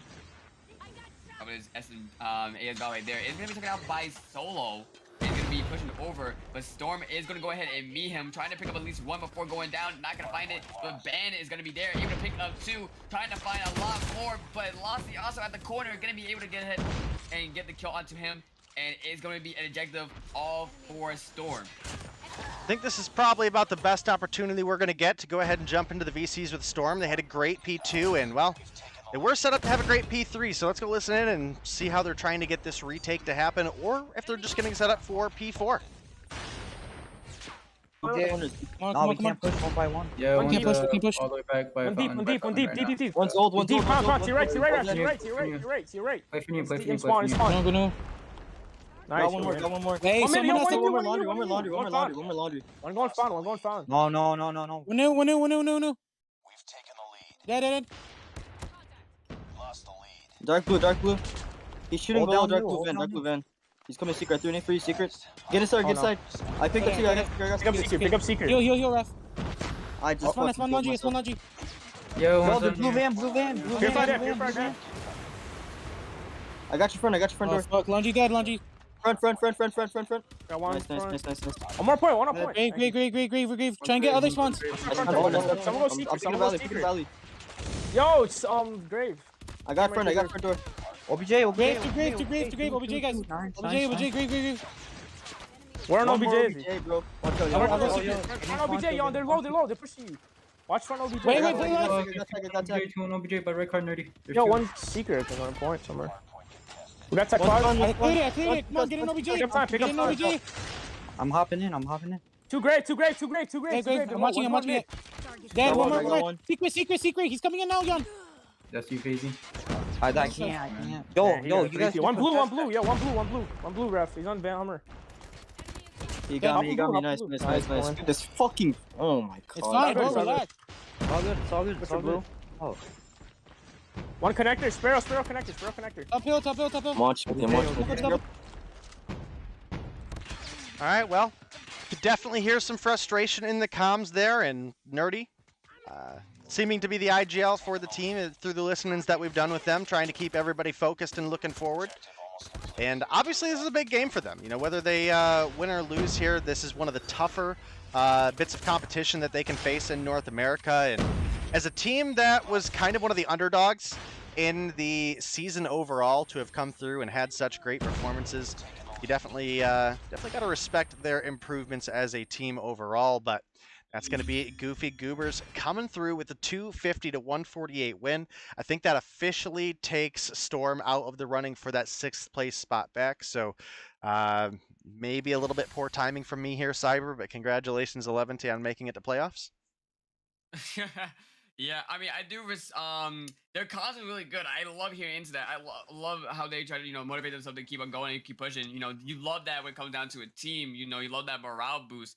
But unfortunately, it was a little bit or at least I was gonna say a little bit too what I want to say right now. Sadly, it just was not enough. The ban 34-27. We see Envy 33-23. We see Blur 30-15, 23-21, 30-26, and then Storm 23-26, 27-31, 27-26, 21-37, and then we also have 14-30. Ben, I was expecting a lot throughout that match. He was really fragging out and also playing ejective quite well. Like, And with the top of things, basically, like I said before, Goobers was a well-oiled machine, just able to go ahead, win the gunfights, play the objective to the best of their ability, and able to take game number 1 over onto Storm. And I'm also being informed as well too that Seminal has 2-0'd Shredded, and it was a 6-0 on S&D. Yeah, definitely. I gotta say the off-stream match. No disrespect to Shreddit. Again, I was really impressed with them the past couple weeks of competition, but today just wasn't their day, right? They're up against Seminal, one of the best teams in North America, if not the best. I think even looking at it where Seminal don't come in first place here, obviously that's going to be Yo Mama as they were able to secure the win over Zygnus earlier. One of the big weeks for Seminal was losing to Goofy Goobers and Yo Mama back to back. So that's one of the reasons we saw them sitting down in points there. And they really turned around their performance after that. So I think there's a fair argument that Seminal may be back into that reputation of being the best team in North America. We'll obviously have to see it next week when we see them play in the finals. But right now, we're looking at Storm versus Goofy Goobers. Obviously, Goofy Goobers came through with the hardpoint victory there. We had some good numbers put up from both teams. Slums is kind of a weird map for trying to go for high kills, just because it is kind of like a bulkier, large map. And what I mean by that is it's pretty squarely distributed as opposed to like a map like Summit, for example, right? Where you have a long, narrow map. And for whatever reason, the spawns are just very, very punishing on slums at times. So it can make it a little bit difficult to get those really high kill games. Band obviously still putting on a big performance there with 34, and Envy coming through with 33 as well. Look over at the opposition, and we're not horribly far behind. You had Yawn and Nerdy coming through at 27 apiece, but everybody negative on the side of Storm, everybody positive on the side of Goofy Goobers, and that's about all you really need to explain about that game when you're winning kills or winning gunfights by that many kills ahead. It makes it very easy to get the objective locked down, makes it very easy to maintain spawns, and you can see that reflected. Solo coming through with a minute 48 on the hill, Band with a minute 10, Envy 108, and then Blur and Washi 55 and 56. Look over the opposition, and we just weren't living long enough to put those kind of numbers up. FaZe did come through with a pretty outstanding 127 on the hill for the team, but it drops off heavily from there down to Raph, a second on the team with 44. Then it goes down to Yawn at 38, Nerdy with 27, and Losty with 26. So we will be getting up, geared up for our search and destroy here shortly, which I do believe is on Hackney Yard. So definitely a couple angles that we can see some snipers excel here, but I think largely you're going to be looking at your weapons like the Kilo, or I would say, honestly, even more specifically, the CBR4 I think is a really solid gun for this map, because quite often we see teams default to a really heavy A push when they're on offense, and those close quarter battles are going to definitely favor the CBR4 P90, and you could even say the same a little bit about B, because so much of that area around B with the walls in the building, the way they're set up, are very optimal ranges for the P90 to come through. Almost definitely. I feel as though the P90 is definitely going to go ahead and shine in the S&D matchup overall, because you are right, making a hard push over to A or B, holding down those angles is definitely going to be more in favor for a SNG like the P90 over the Kilo, and it's definitely going to shine a lot more over the AR Kilo. But yeah, I'm overall excited to see the S&D matchup because of the sniper talent on both sides, really. I'd be saying the same thing for Goofy Goobers every time I watch them. And even for Storm, they do have a lot of sniping. Not even just sniping, just overall S&D talent from both teams. So this is definitely going to be a match to enjoy and to watch. But yeah, if I were to go ahead and pick a team overall to win this, I still would go ahead and say Goofy Goobers, even though I do want Storm to go ahead and win this so we get into a game number 3, so we can go ahead and see domination takeoff. I just feel as though from the match we just saw, it seems like Goofy Goobers right now is really just in the mindset right now. They're really in the zone right now, about to winning their gunfights and all. But not to sleep on Storm. honestly. So hopefully we see a really close S&D matchup. It seems like one player did leave. I don't know if they're gonna go ahead and substitute, but we are just waiting for Storm to go ahead and ready up, and we get right into our S&D matchup. Yeah, we're waiting on one player to reconnect or possibly a substitution to come in for the side of Storm.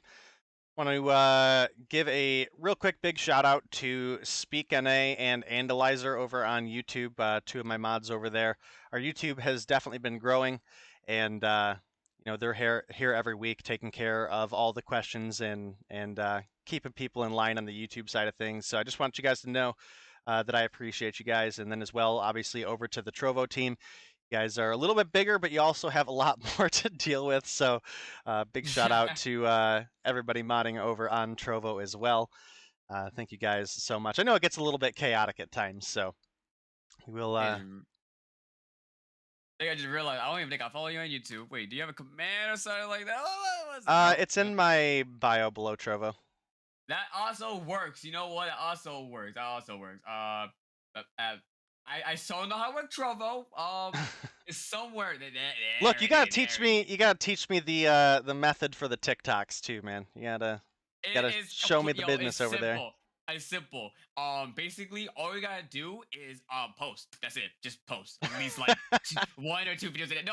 No, I'm not even joking. Like that's how like I don't understand people when they ask like when they how to blow up on TikTok, all that stuff. But like it's really as simple as just posting, because the fact that the matter is, especially for new channels, all you gotta do is just be consistent. TikTok likes it when you're consistent. I mean, they don't like it when you apparently talk about OnlyFans, but they like it when you're consistent posting on their platform. So all you do is post, have a niche, grow a niche. You know, be sure to really be focused onto that. And yeah, I mean, that's really all there is to it. But seriously though, like TikTok, really, why? That's my account. Why are you gonna go ahead and ban my life and suspending me? Well, it looks like we might be getting a 4v5 for the search and destroy. I'm unsure exactly what's going on there, but we'll try to figure it out for you guys. Actually, it looks like they're trying to get Asta in, and for some reason he doesn't have roles in the Discord. So. Yeah, it's not like the one of the players is not responding. That's really unfortunate. Like I said, I was really looking forward for an S&D matchup because both these teams are really good in S&D. They really have a good search destroy lineup. So I mean, if you get Asta over here, I mean Asta, he could slay. All right, so just a real quick update on what the delay has been, guys. So Raf's phone was apparently freezing, and between games he left to reset his phone, and for the better part of like the past 7 minutes, he has not responded yet. So we don't know if his phone is even back on. So they are trying to get their sub in right now, and we'll hopefully get you guys into the action here shortly. Actually, no, I do think we're going to take a very, very short break. I'm just going to go refill my water real quick. So I'll throw up the results of the day screen for anybody who maybe missed anything, as well as obviously we had the off-stream game going. And we will be right back.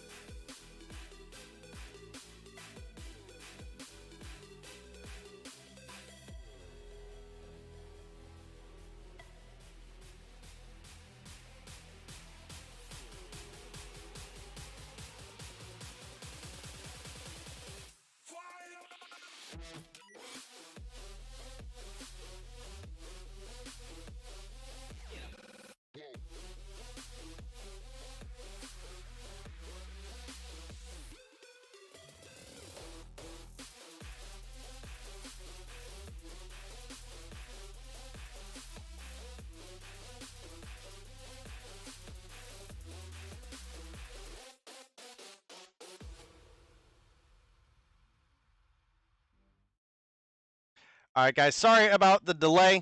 Needed some fluids. It's been a long day. It's been a long day. Worked at the warehouse. Came home, casted some EU.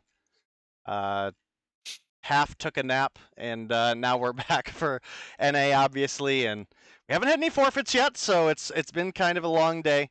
Obviously, we had the game 3 with Yo Mama versus Zygnus earlier. We had a pretty solid match, actually, between Eleventy and Midnight, and now here we are with Storm versus Goofy Goobers. We did have Asta, a.k.a. Mochila, come in, and it is going to be a 5v5. Still no word from Raph, so hopefully his phone didn't die, but we're getting into the action. Maybe it got taken away from TikTok. I'm gonna still make that joke. I'm so salty about it. But you know what? I'm here. Let me enjoy myself. Seeing that, wow, Storm is actually gonna go ahead and pick up at least 3 right there on Ban Solo and onto Envy. Last 2 alive is gonna be Blur and Washi. I believe we have Washi on the DOQ. What we have Blur dead, but wow, okay. The bomb will be playing over a Storm, put 45 seconds onto the clock. Washi in a 1v4 situation, and that time is not in favor. You're gonna have to go ahead and really try to see if you can get any type of picks out of this, but it seems like they're really, Storm is playing warehouse. Not want to go ahead and peek whatsoever, so.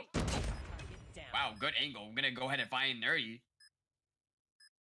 I'll tell you what, Washi is a hell of a sniper, but he hasn't had an opportunity to get an early pick and get a secondary weapon other than his pistol, and trying to push into that A site against 3 players with just a sniper, that's not going to happen very frequently. And sure enough, he gets taken down in the first round. It does go over to the side of Storm. Again, Storm, unfortunately, even if they were to come through with the reverse sweep, can't make it back into playoffs territory. Washi actually does get hit markered there. Solo and Band get taken down. I think I saw Band get a prize fighter's kill before he dropped. But first kill on the board for Envy there. Envy is clout for anybody who maybe joined us late. But we're looking at a 3v3 now. Yeah, right. Cammy would be Blur. I think that'll be a little bit obvious because, you know, Blur loves to use his semi-max, love to use the SKS. But yeah, right now we do see, I was about to say a 3v2. I'll change that. Is a 1v3. Nerdy's gonna be the last one alive. Gonna be able to go ahead and pick up Bomb. Still got plenty of time to really work with right now. But it seems like Goobers is gonna go ahead and play the wall garden warehouse in the middle of the map right now. Nerdy taking his time to really think about how he wants to go ahead and play this. Gotta be cautious now. Washi with that DOQ doesn't not really known for missing, so. Well, it seems they know where he's at. It is going to be Washi getting taken down by Nerdy.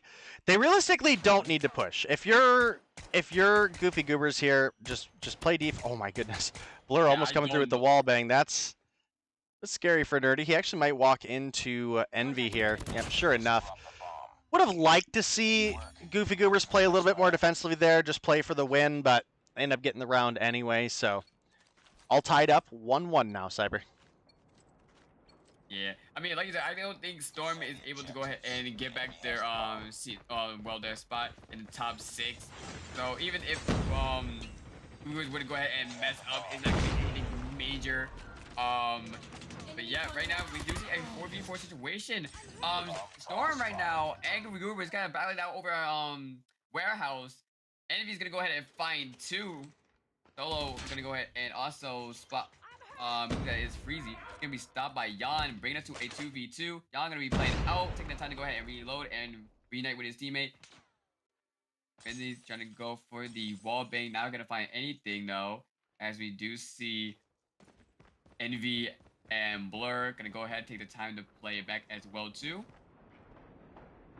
Envy watching the middle, see if anyone can go ahead with the flank. Not seeing anything so far though.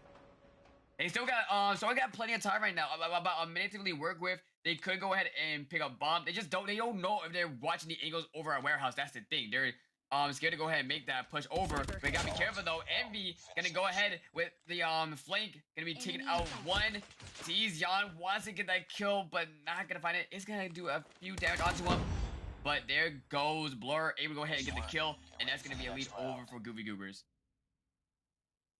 Yep, the 2-1 lead for the Goofy Goobers, and again, this is kind of what we expect out of this matchup. Goofy Goobers has been a top team, and while Storm have certainly had their kind of sprouts of greatness, they certainly have been anything but consistent. So we will definitely have to see as things continue here. They have an opportunity they could push us to a game 3, but obviously it's not going to be easy. Envy gonna hop up, does find a free kill on to Nerdy there. It's gonna be a first blood for the round and no trade. Yeah, it seems like they want to go ahead and play over by that B bomb. Washi's gonna go ahead and get that kill on Alasi. Good shots. It will be in favor over for Goobers right now. Washi still has that high ground over, looking over onto the middle and to B. It is gonna go ahead and spot one, but I believe Solo's gonna go ahead and pick up the kill. Bomb is near B, but now they're gonna go ahead and try to make the break to even go ahead and pick up the bomb and leave. But it's not really gonna go ahead and matter. Goobers gonna go ahead and make the push over to them, clean up the rest of the members over onto Storm, and that is going to be a 3-1, 2-round lead over for Goobers. Defend the objective. Well, 3-1 for the Goofy Goobers as they continue to roll on through Storm here. They might be looking to close things out 2-0 if they keep it up. Band does pick up one with the prize fighters before he drops. There we go. Keybind was bugging out for a second there. We're looking at a 3v2, make it a 3v1 as Envy peeks the corner there. He might take down FaZe here as well. FaZe on the run, but can't get away from Envy, who comes through with an absolute rage. Takes him down, securing the 4-1 lead for the side of the Goofy Goobers.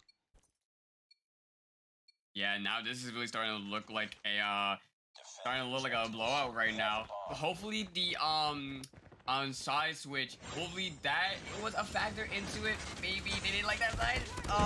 Hopefully. But I don't know, Solo right there is gonna pick up 2. But Storm is gonna answer back though, picking up Solo and gonna be picking up Envy right now. Still gonna be even, 3v3. Bomb will be situated over at A, not planted, but not in anyone's hands. It's gonna be picked up right there though by Ban. Tries to move forward, but Nerdy's gonna go ahead with a slide and go ahead and trade him off. And now we're down to a 2v1. The last one left alive is gonna be Washi going against FaZe and of course Asta. Still got time to work with. Don't know. I believe he still has his pistol for the secondary. Yes, he has his Vendetta, so he could. They are separated. If he does play this right, he could actually clutch this up. Gotta just be careful how he's gonna go ahead and push. Gonna head over to the middle, but not gonna notice Asta on top of the building as he goes ahead and try to push over to Warehouse, and that's gonna be a point going over in favor of Storm. I'm gonna lie. Yeah, maybe it was the side swap. Who knows? We could see a comeback right now. I hope it. I really want to see Storm try to come back from this. I really want to see a game number 3, but we can only hope at this point. Is that kind of bubble effect? I've seen it a couple times and I never really asked. Is that the flash drone? I believe so. I'm not gonna lie.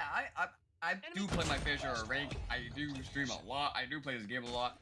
I have not seen anyone use that droid. Well, to me, it is something that requires a bit more strategy, right? It's something that you can really capitalize on when you're an organized team. If you're in pubs, it's probably more of a hindrance than a help. I haven't seen it a ton, but every once in a while I just see like this blue bubble around. So it almost looks like the inside of a oh, what is that other grenade called? Or storm ball or something like that. Yeah. Cosimo was slowly turning into Valorant. I mean, we had first was Payout S&D, then we got Storm Ball. Like, so we're slowly going into a Valorant era. But, I mean, yeah, definitely. Though, I really think that Side Swap was the fact that Storm needed right now. They do have the player advantage. It's gonna be a 3v2 situation. It looks like we do have Crazy and Nerdy gonna be playing Warehouse as we see Asta play on the other side. It is gonna go ahead and meet up with Washi, who's gonna get that easy Venetti kill right there. And now we're down to a 2v2. We're still plenty of time to really work with the bomb. Blur. I think Nerdy might be disconnected. Is he? Oh wow, I wasn't paying attention to that. Well, that's really unfortunate. You know, maybe Activision banned him. Who knows? Maybe he said something. Maybe he said something that he wasn't supposed to say, and then he just banned him. Who knows? Now, probably pretty unlikely, but who knows what happened? A device could have ran out of. Blur kind of toxic there. Tried to come through with the katana, but does get turned on. We're now looking at a 4v4 for Storm. I'll definitely be looking to see if we see Nerdy move this round. It was looking pretty convincing that he was disconnected, and yeah, homie is out of the mix. So let's see if they can continue to clutch up the 4v5. Losing out on Yawn that early is not great. Now technically a 5v3 unless if we see Nerdy come back. Imagine it comes down to a 5v1, Nerdy, the last one left alive, and you know, never mind. We only see 3. Make that 2 members of Storm. Make that 1. Okay, they're just dropping life at this moment in time right now. Us is gonna be the last one left alive. Bomb will be down over at A with 3 seconds left on the clock. God, this Demon Song skin is just so good. It's so good. Yo, chat, someone buy me the Demon Song skin, please and thank you. Why is that? That's Just you know kidding. what, I don't know why, but like that skin giving me like Saints Row, Gets Out of Hell type vibes. That's what I'm getting. I'm not gonna. Oh, Have I you see ever played- Nerdy connected and he's back and then he's gone again. Oh, pain, dude. Pain. Poor Nerdy. Oh no. Oh no. Poor Storm. They get absolutely shredded. Now, well, Losty gets dropped as well. That's going to be the 6-4-2-0 win coming through for the Goofy Goobers. Yeah, Nerdy going AFK. That probably did not help. Well, yeah, it did not help whatsoever. But like we was seeing a comeback from Storm. It's just overall, like, Goobers was just able to go ahead and capitalize onto that and take the W. And as we go ahead and look at the match details as well too, though, we see Envy putting up 999 from Envy, from Ban, and from Wash as well too. And then the following them right behind is going to be 8 and 8. So across the board, the whole team was just really going at it. Look at Storm as well too. You see 10, you see 9, 6, 3, and then 2 for Losty. I think we could see where the issue was when it come down to that. It's just the fact that the matter is, it just wasn't able to go ahead and win the gunfights. Nerdy being AFK, who was third fragger of the team, did not help whatsoever, and it just kind of fell apart at that time. They was picking it up at the it was picking up when the size swapped, but unfortunately though, Google was able to capitalize on Nerdy, go ahead and be an AFK, and Google was able to take the W and 2-0 Storm. Definitely a pretty solid match, and it was pretty close. Okay, we gotta give Storm credit. They're a team that started off with their certain struggles, and have definitely gotten better week to week. So I think that's an important thing to mention for the guys over there. And their run for this season may be over, but it's there's certainly a lot of hope yet for several of those players. I think they have some pretty phenomenal talent on the team. Yawn, obviously incredible search and destroy player. FaZe, honestly a sniper that came into the scene, I think last season or maybe it was the season before, and got sniper of the split, and I think second place for rookie of the split. So definitely an incredible talent there as well, but they were up against just an incredible talent today of the Goofy Goobers. We have stage 5 champions on this Goofy Goobers team between MV, Parrish, and Band. So the level of talent that Goofy Goobers is bringing in Storm.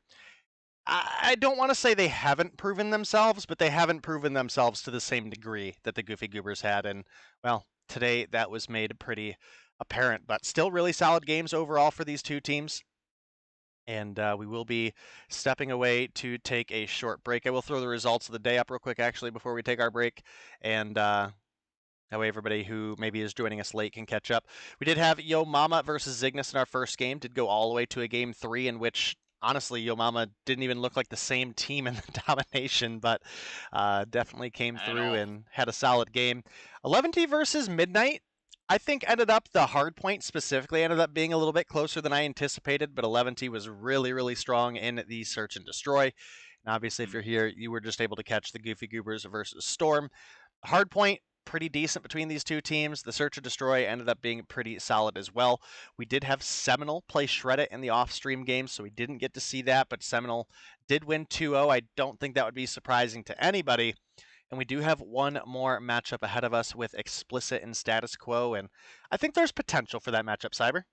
Oh, most definitely, though. I love watching Status Quo play. I love watching XBL play.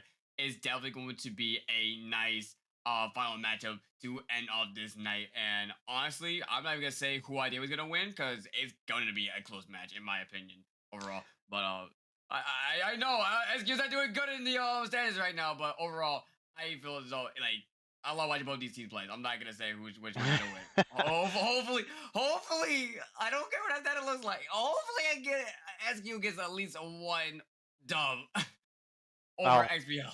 In my opinion, if they were to get a win, it's probably going to be in the Search and Destroy. But we'll have to see. Xplicit, obviously, a team up at the top of the ranking. Status Quo is a team that was newly formed, hanging around towards the bottom. Haven't seen a ton of success out of them, but maybe today's their day. So we're going to step away for a short break, guys, and we will be right back.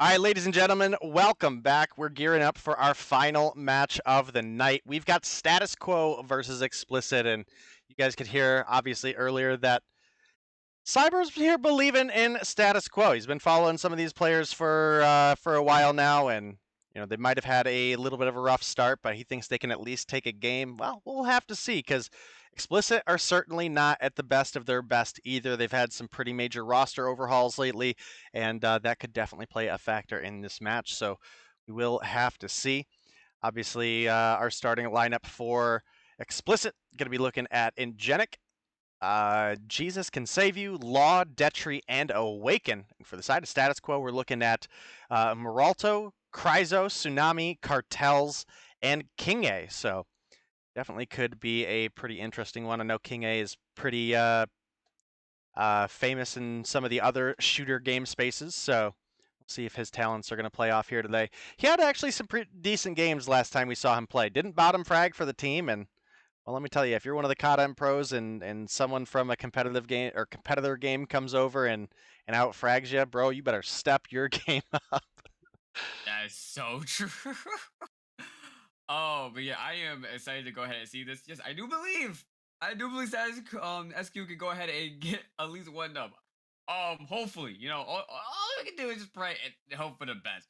But yes, for our maps as well too, we be going to Hardpoint, Hackney Yard, S&D Crossfire, the better maps in my opinion for S&D. And if we do need game number 3, is going to take us all the way over to Raid. Weapons ban will be the SKS, and for SQ they're gonna be banning the Type 25.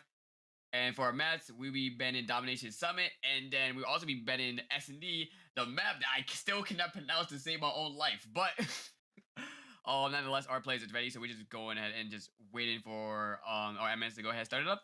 What do you know? There we go, and we're going into game number 1. All right, well, definitely a good position to be in here. If you are Xplicit, you're already locked in for a playoffs run, so this is more about bragging rights than anything for the side of Status Quo if they were able to come through with even a round of upset. We are just waiting on Law to load in right now, guys. Obviously, as you know, we've mentioned to you guys in the past, Law is playing from Bolivia, so it does take him a little bit longer to connect to the NA servers, but there he goes. We're going to go ahead and pop on over to our game scene here and get ready for our Hackney Yard on Hardpoint. Yeah, funny thing is, like I said, the XPL banned the SKS, so you could use the M13, but I always see at least one other person actually using the M13. Well, 2. We have 2 people using the M13. Majority of people are actually going to go ahead and use the Kilo, which, like I said, the Kilo is not a bad weapon overall. I feel as though it is definitely that weapon that is great at that medium range, good eyesight, good time to kill, good damage output. It's definitely, I don't want to say underrated. I feel as though a lot of people using it overall, compared to, you know, a meta where we see M13 and the Type 25. It's definitely a weapon that gets overlooked. And so I'm glad to see Kilo get a lot of shine right now. We are gonna go ahead and also see XPL just absolutely dominate that hardpoint, already having a 35 and still counting lead over onto SQ. SQ is actually gonna go ahead and make the rotation over to the next point. Now this point is a power nonetheless, so they are gonna have a little bit of an easier time to go ahead and actually hold it down. So hopefully they're able to go ahead and close out that lead that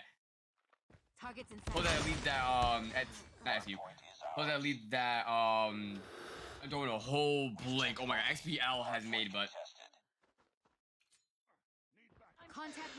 well, hopefully we can go easy though. Yeah, I mean that was a really big hold on a P1 for the side of Xplicit. We'll have to see if they can make a break now into P2. See Cartels getting taken out of the window there by Detri, but so far some good points coming over to the side of Status Quo. I almost called him Primal, but old team name from Meralto. King A gonna come through with a kill onto Ingenic there. And a break does come through for the side of Xplicit. Yeah, they are going to get the brace. They are going to be able to go ahead and get the scratch time for that. You do gotta admire for SQ. You guys the fact that they are smart about their rotation. I mean, they should be rotating now. It seems like they're not gonna go ahead and beat out XPL right now. So it comes down to the rotation, but nonetheless, though, this is a hard point to hold nonetheless. So hopefully they are able to go ahead and at least get members off of it. But it is being played right now by XPL.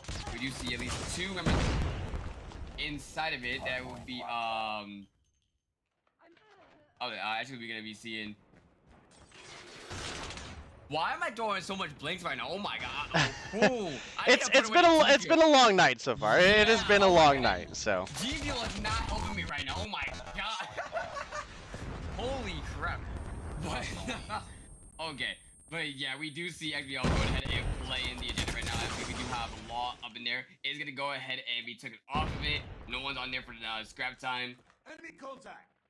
It will be SQ going ahead and making the rotation to the next building to point numero 4. But nonetheless, though, it's kind of seems like it's being slowly taken away by XPL. Yeah, definitely got a solid 55 or so point lead for the side of Xplicit right now, and you can see we did have one player from the side of Status Quo make a rotation over for spawns for P5. Ended up dying though, maybe challenged a little bit too hard, and they may have to fight for those back here shortly. See, we've got a decent hold started for the side of Xplicit here on this P4. And Jesus might be able to catch a straight here mid in Meralto. Ends up challenging the head glitch, gets taken down, and Meralto gonna survive, putting kill number 8 on the board right now for the lobby. Top frag is Law with, actually it's Awaken with 13, and then Law with 12, Jesus with 11. And Genic, bro, I was praising you the past couple weeks, saying how much you've stepped up your game, and now you're gonna drop a 3 and 11? Bro, we gotta have a talk. Yeah. We're trying to hype you up for seasons. You can't do this to me. Yeah, they seem like that. XPL is putting up really great numbers as well too. Overall, when it comes down to their KD, but yeah, that's really it. I mean, the fact of the matter is though, SQ is doing a good job when it comes down to their rotations, but it seems like they're slowing down just a little bit. We do see XPL going ahead and making the rotation to the last objective before we go ahead and back into the middle in warehouse. Like I said, this just seems like it's running away. Woo! Jesus can save with the Annihilator, able to go ahead and get that shot on Demarato. He was on the penny near warehouse. I believe he is going to be taken out by Marato again right there. Marato going to find Law as well. Slowly trying to make their way over into the objective. But nonetheless, though, it seems like they really couldn't make their way any closer to even contest it. You can say right there with the kill behind Marato as well too. Finally, SQ will make the break. Will at least hold the point for at least 20 seconds, as we do see XPL making the rotation back into point number 1. But they still got a long way to go to even go ahead and try to tie up or at least make this a close game or hard point. Yeah, we definitely had a good second half of that P5 for the side of Status Quo, but they've still got a lot of game and ground to make up. They're sitting down about, what, 70 points or so right now? 65. And, well, P1 looking solid for the side of Xplicit. I think I saw Awaken get 3 with the lightning strike, but also died to his lightning strike. So that's it's a little rough, but I guess a 3-for-1 trade's not bad, right? Exactly. I mean, might as well. I mean, at least I'm helping out the team. You know, I may be down, but I took a couple of people with me. It's fine. It's fine.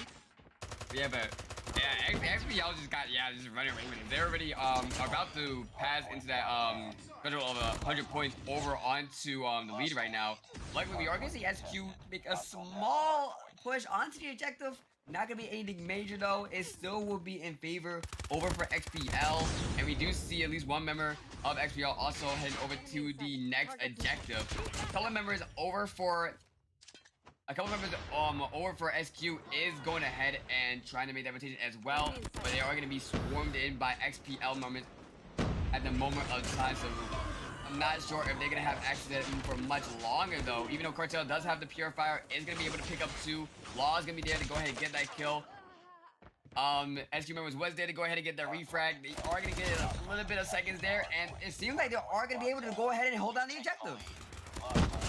And Detri going to get taken down by King A there. Now pushing up. He does have a Sparrow available. Takes down Jesus Can Save You as well. Halfway to a Pred currently. That'd be a possible useful tool for a P3 that they could use, but we'll rely on him coming through and making it that far, first of all. Tsunami's actually on a 6 right now. He does have a Pred and is working on a Lightning Strike now, so we'll keep an eye on him. Yeah, definitely the SQ is starting to really pick up the pace, get some momentum under their cells right now.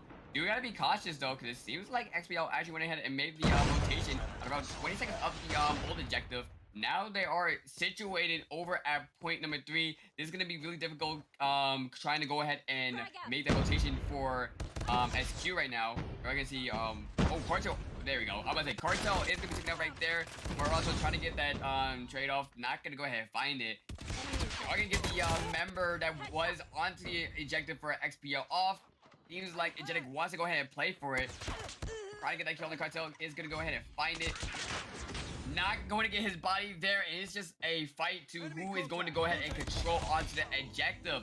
XPL trying to go ahead and find a member to get onto that ejective, but SQ is doing a well job just getting bodies off of it. Need backup. Oh, wait, kid. Didn't feel confident in the kilo there. Apparently dips around the corner, pulls out the Sparrow, picks up 1, make it 2. Might be looking for number 3 here as well. No push out of King A there. Baits out the Sparrow plays. Does get flashed. Law now on the hop up here. Can he find the kills is the question. Does find 1 onto Cartels. I believe we had 2 for Detri in the feed there a second ago too. Another for Law before getting taken down. Detri on a small streak right now. A baby burner, as Verdict might say. 3 on the board. Just trying to hold down this hill for his team. Oh, the caster curse. I'm so sorry, bud. Oh wait, I didn't even hear you. But definitely though, SQ definitely has to go ahead and make this break though. They cannot allow to have XPL hold on to the objective. They actually do win off the objective, but with a lot of operators actually being popped right now, Jesus can save for the Annihilator and Law with the Purifier. This is definitely going to be a hill trying to go ahead and break for SQ, and I don't really think they could do so. Their players are dropping like flies, kind of get a little bit staggered right now. We see Log end up pick onto Marato. Jesus can save him to kill on the Cry. And with 3 more points needed to go ahead and close it out, there is a Purifier for Cartel, able to go ahead and make the break. And it's not over just yet. They are trying to hold it down, but that is enough time to go ahead and clutch it up for XPL. And there it is. So close as well too. Able to extend the gauge just for a little bit longer, but XPL was able to go ahead and make the push into the old objective and go ahead and get the little bit of time needed to win the game. Yeah, definitely a big game for Xplicit. I think this is probably about what everybody would have expected for the hard point. Definitely have some hopes for Status Quo in the search and destroy, though, especially with a sniper talent like Maralto on board. So we'll see as things progress. But, I mean, this is about as clear as day why the advantage was over in favor of Xplicit here. The kills were just absolutely stacked up in their favor, with Jesus popping off at 31 kills on the board. And, well, a lot of the hill time is going to reflect to that as well, with actually a couple standing out on the side of Status Quo. So Cartels was only -3 with over a minute on the hill, but, you know, looking across the board, essentially everybody negative. Cryzo did come through neutral with 19 and 19. Only 23 seconds on the hill, however. Look over at the opposition. We're +15, almost double positive for Jesus Can Save You. You're +6 for Detri, +8 for Awaken. Law did go negative, but we know him a little bit more for his Search and Destroy, and I expect him to put up some big numbers there. Sits down at -4, and Ingenic, as we mentioned, was struggling pretty hard. I think he was 3 and 11 at one point, ends up coming through at 15 and 23, so does come through with a -8 there, but definitely still looking possible. And you know what? He put 2 minutes on the hill. I mean, you can't really always ask for your hill player to be super positive, you know? Exactly. When it comes down to playing objective, I mean, I'm not looking for you to put up massive numbers. The one thing I like about watching Energetic is that he is reliable of playing that objective rotations, holding it down. That is your guy when it comes down to playing hardpoint. He is on point when it comes down to just overall getting the time on that objective. Nonetheless, you look at both teams. I mean, I'm not gonna lie. I will give SQ credit as well too. Katie is not as this as the same over onto XBL. They were able to go ahead and pick up a few numbers for the kills. Their rotation was overall decent. When it came back from the first start of the match, they just slowly just died out. And as you already know, XBL was just able to go ahead and capitalize onto that and able to go ahead and get a nice little W. However, I'm not giving up though. I'm still believing in SQ to get a W at least. We are getting into an S&D matchup. I believe we should. I actually forgot the map. It should be S&D. If I have my notes somewhere, Dave, you remember it, please help me out, my guy. We have S&D Crossfire, one of my personal favorite maps of all S&D, mostly because the angles you can hold down with snipers. So I'm definitely going ahead and I'm excited for that map nonetheless. So yeah, all we gotta do is wait for our players to ready up. It seems like they are as well too. So at any moment, our admins will go ahead and start up the match, and we can get right into game number 2. Yeah, definitely going to be looking forward to this one. There's definitely some sniper talent on both sides to point out. Meralto obviously being one for the side of Status Quo that we were mentioning earlier. You look over at the opposition, bro. We've got Jesus Can Save You and Law on the side of Xplicit here, and it's a scary combination. So we'll see as we get into the action here. Again, I think Xplicit overall would be the favorites for this matchup, but Status Quo, definitely a team that has a lot of search and destroy potential. We do have a substitution in, XCal coming in, aka Atrophius. So we'll have to see if that gives them a little bit more of an edge for the search here. Rocking the McDonald's cap on the NFT. Hey, I felt that coming from someone that works at McDonald's. But yeah, SQ, I believe in you. You got this. You got this. But nonetheless, though, let's get right into it. Game number 2, S&D Crossfire. We actually have XBL. Seems like they're going ahead and playing it pretty passively. We do see Energetic with the bomb, pushing it a little bit over to B. Ghost System will be down as well too. Gotta be careful because, like I said, this map is heavily, and I mean heavily, the angles you can hold on this map is just amazing with a sniper, and having the ability to go ahead and just pick someone off just like that and make the favorites go over to your team is just beneficial nonetheless. But yeah, as I say all of that though, we do see XBL just go right through SQ for a nice little round. Only gonna be losing D-Try, but yeah, round 1 is gonna go over for XBL. Destroy the objective. You are absolutely right, and well, we had a pretty solid first round for the side of Xplicit, but the 1-for-1 trade to open up, Meralto finds one, and actually Detri sniping on the side of Xplicit. I didn't notice that earlier. Actually, we have 3 snipers in play. Yeah, like I said, Crossfire. I mean, sniping Crossfire is absolutely amazing. I would not question if a team were to go ahead, especially if it works. I would not question if a team wants to go ahead and triple snipe Crossfire. Just the amount of angles on this map you can hold down with a sniper is just honestly amazing. That's why I love this map. Me personally, I love the sniping S&D. It's my favorite thing to do is sniping and S&D. So to see this map, to see professionals go ahead and bust out the DQ on this map, going 3 snipers as well too for their comp. Beautiful. Love it. Don't ever change it. Never. Well, as we get ready to get into our next round here, Jesus Saves does open up with 1. Could be a good start for possibly a 3-0 lead for the side of Xplicit. Obviously, it's not over till it's over, and we have Tsunami actually tucked away in a corner here. Could potentially pick up 1. Hops up in front of Jesus. Doesn't quite find... Oh, Jesus. Doing him dirty with the Renetti. Yeah, 2 for 2 trade overall, though.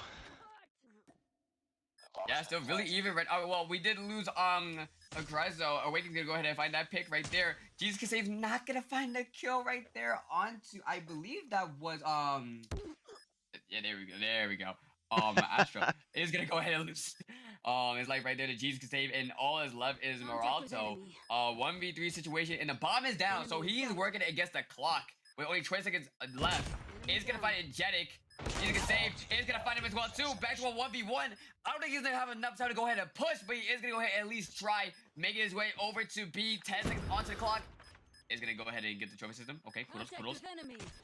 Not going to find a kill in time for Awaken. He's not gonna have enough time to go ahead and defuse. He's gonna find the kill though, at least get the 1v3, but unfortunately, not enough time to go ahead and pick up the bomb, do a little do and defuse the bomb. It's gonna be a point go over in favor of XPL.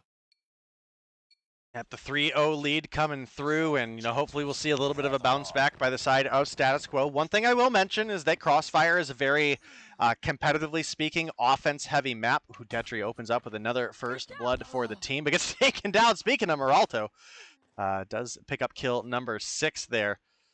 And yeah, Crossfire, a little bit more of an offensive-heavy map.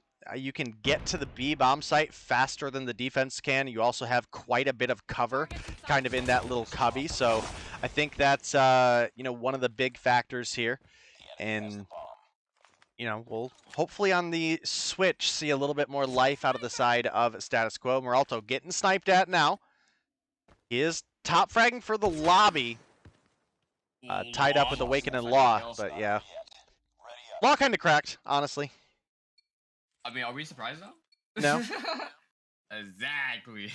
But yeah, I mean, 4-0, this is kind of looking like a blowout. And I'm not gonna lie, I've been saying that word a lot. Usually when I say it doesn't be a blowout, but I think we can sit here and agree this is a blowout. But right now though, I mean, we are one more round away before it switches sides, so maybe that is the added factor for SQ to go ahead and make some type of comeback. But as of right now, actually, oh my god, wait a minute. R9 meta? Shotgun meta? Oh. Bomb spotted.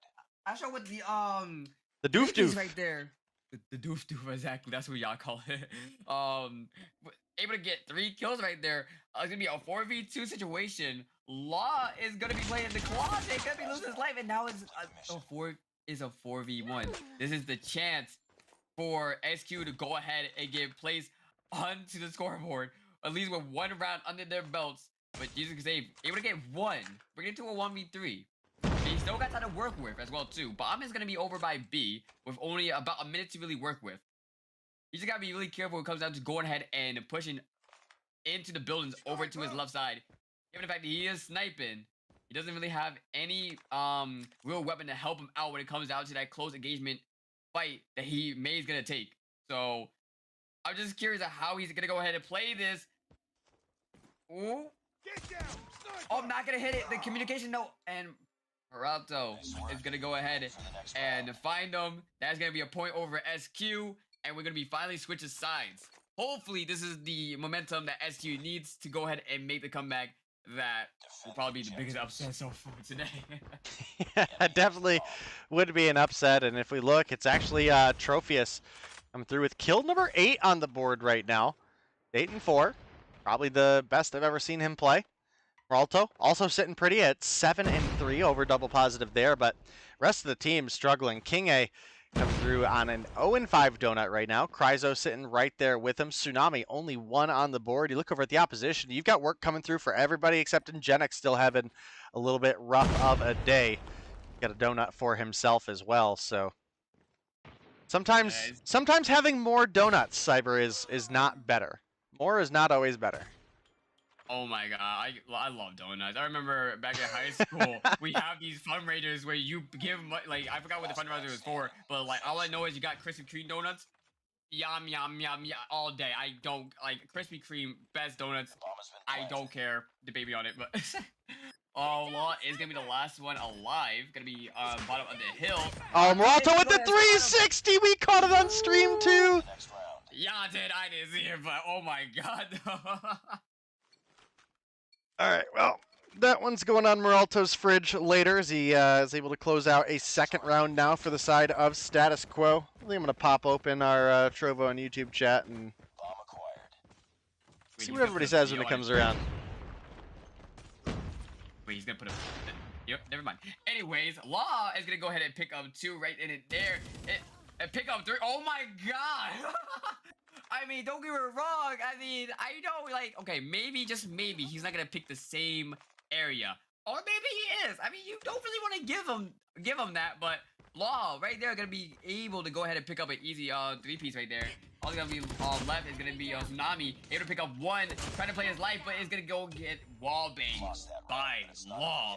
Getting the 4 out of the 5 members on SQ, and it's game point. And match point, Oh. series point for the side of Xplicit here. They lead 5-2. And Yeah, could be looking to close our night on another 2-0. Ooh, Jesus can save though. We'll go ahead and get that nice little kill on Tsunami. That is definitely not gonna help in SQ's favor whatsoever. You know, I still believe. You know what I'm saying? Like, it's not over. It's not over until it's over. And I don't know why. That reminds me of a song I'm gonna listen to after this. But I still believe. I mean, hey, you never know. 3v4. They got it. Easy. Oh, did I just see a hit marker with a crossbow? Baby. Chat, did I just see a hit marker with a crossbow from a Tropheus? Oh, that's a feels bad, bro. What is that? Lost that round, but it's not over yet. Bad luck. Ready That's exactly what it is. But GG's to XPL, and SQ, XPL winning 6-2. You know what? At least they tried. You know what I'm saying? That's all that matters. At least you win. Yo, at least Moralto hit a trick shot for the team to round out the season. Moralto hit a trick shot, exactly. We got the positives out of it. You gotta look at the positives, not the negatives. You know what I'm saying? Like at least he got that. But you know, I was hoping. I wanted SQ to at least get one W. But I guess today was not the day. So that's really unfortunate. Moralto though, I mean, look at him. He was able to go ahead and drop 11 kills. Right behind them with Atrophius with 9, and then Tsunami with 5. King and Cry wasn't able to go ahead and pick up really anything, but that's besides the point. Law on the other side, 12 kills. We see Awaken with 8. Jesus can save with 6, and Detroit 5, and Angelic at least get 1. So nonetheless, it seems like this was a not so balanced game, but again, at least they tried overall. GG's to both teams. And we have XPO winning the series 2-0. Oh man, that's pain and suffering on the crossbow though. I just rewatched it on the stream and feels bad. Yeah. Look, I love the crossbow in Warzone, and it's usually the first gun I grind gold in all of the Call of Duties that's available. And really? To see it be able to get hit markers in multiplayer here is just absolute pain and suffering.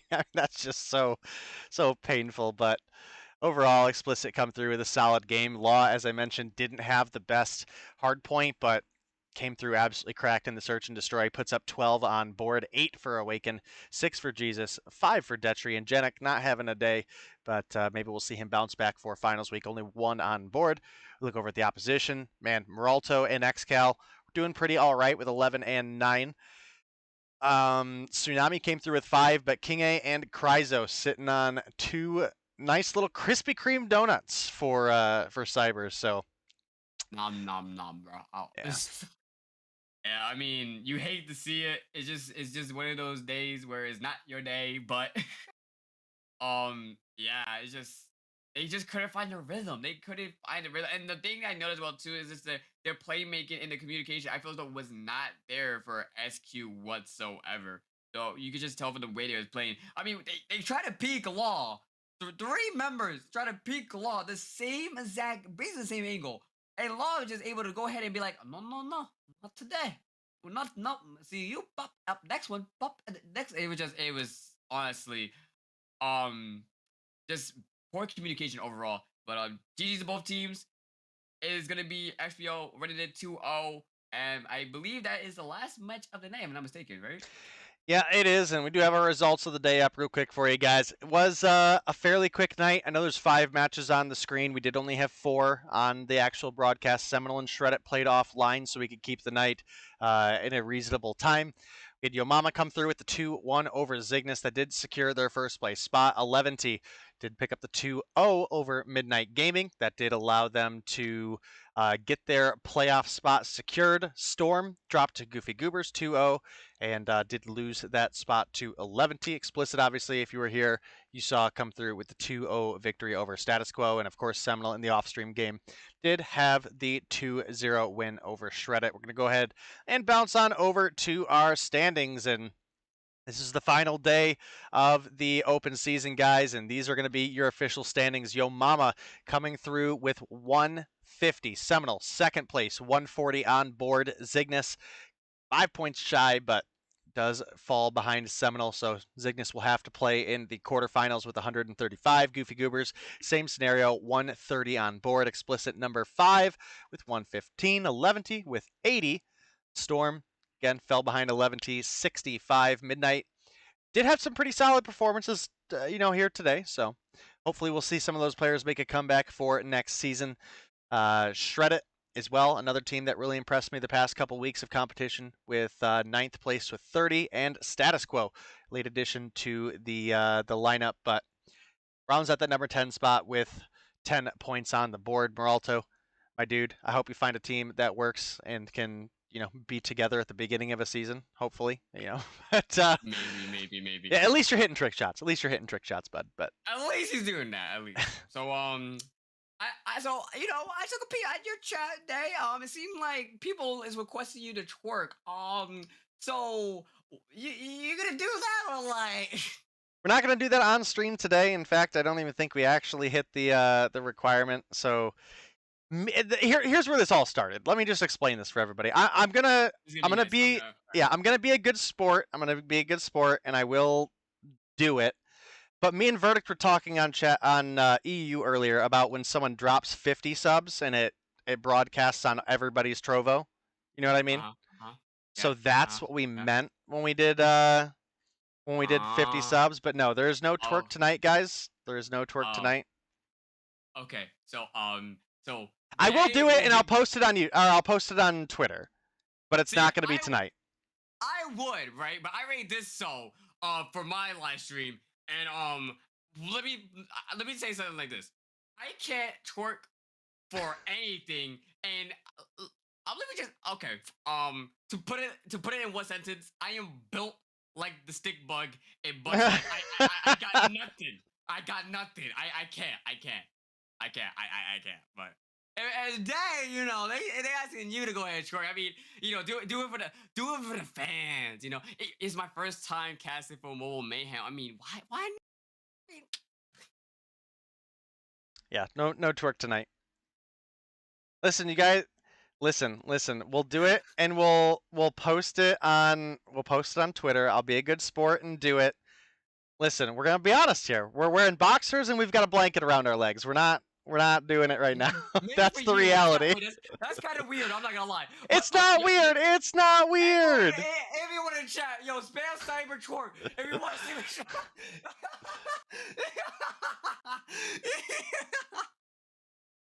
If they won't do it, I'll do it. I'll sacrifice. Again, I'll do it and I'll post it on Twitter. You just gotta follow me on Twitter. I'll sacrifice myself. All right. Maybe we'll do it.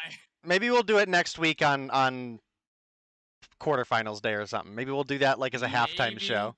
How about that, chat? Can we go for that halftime show on Tuesday? See, just want me to try. I said people wanted me to. I got nothing. Yeah. Dang, I don't know, bro. I don't know. Well, you scared, sir? Sir, you're scared? Day? We'll do it on Tuesday. We'll do it on Tuesday.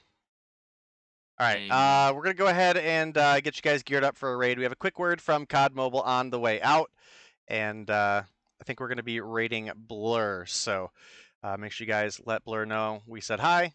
And we'll see you guys on Tuesday for the quarterfinals and I believe the semifinals there. So thank you everybody for coming by, and we will see you next time.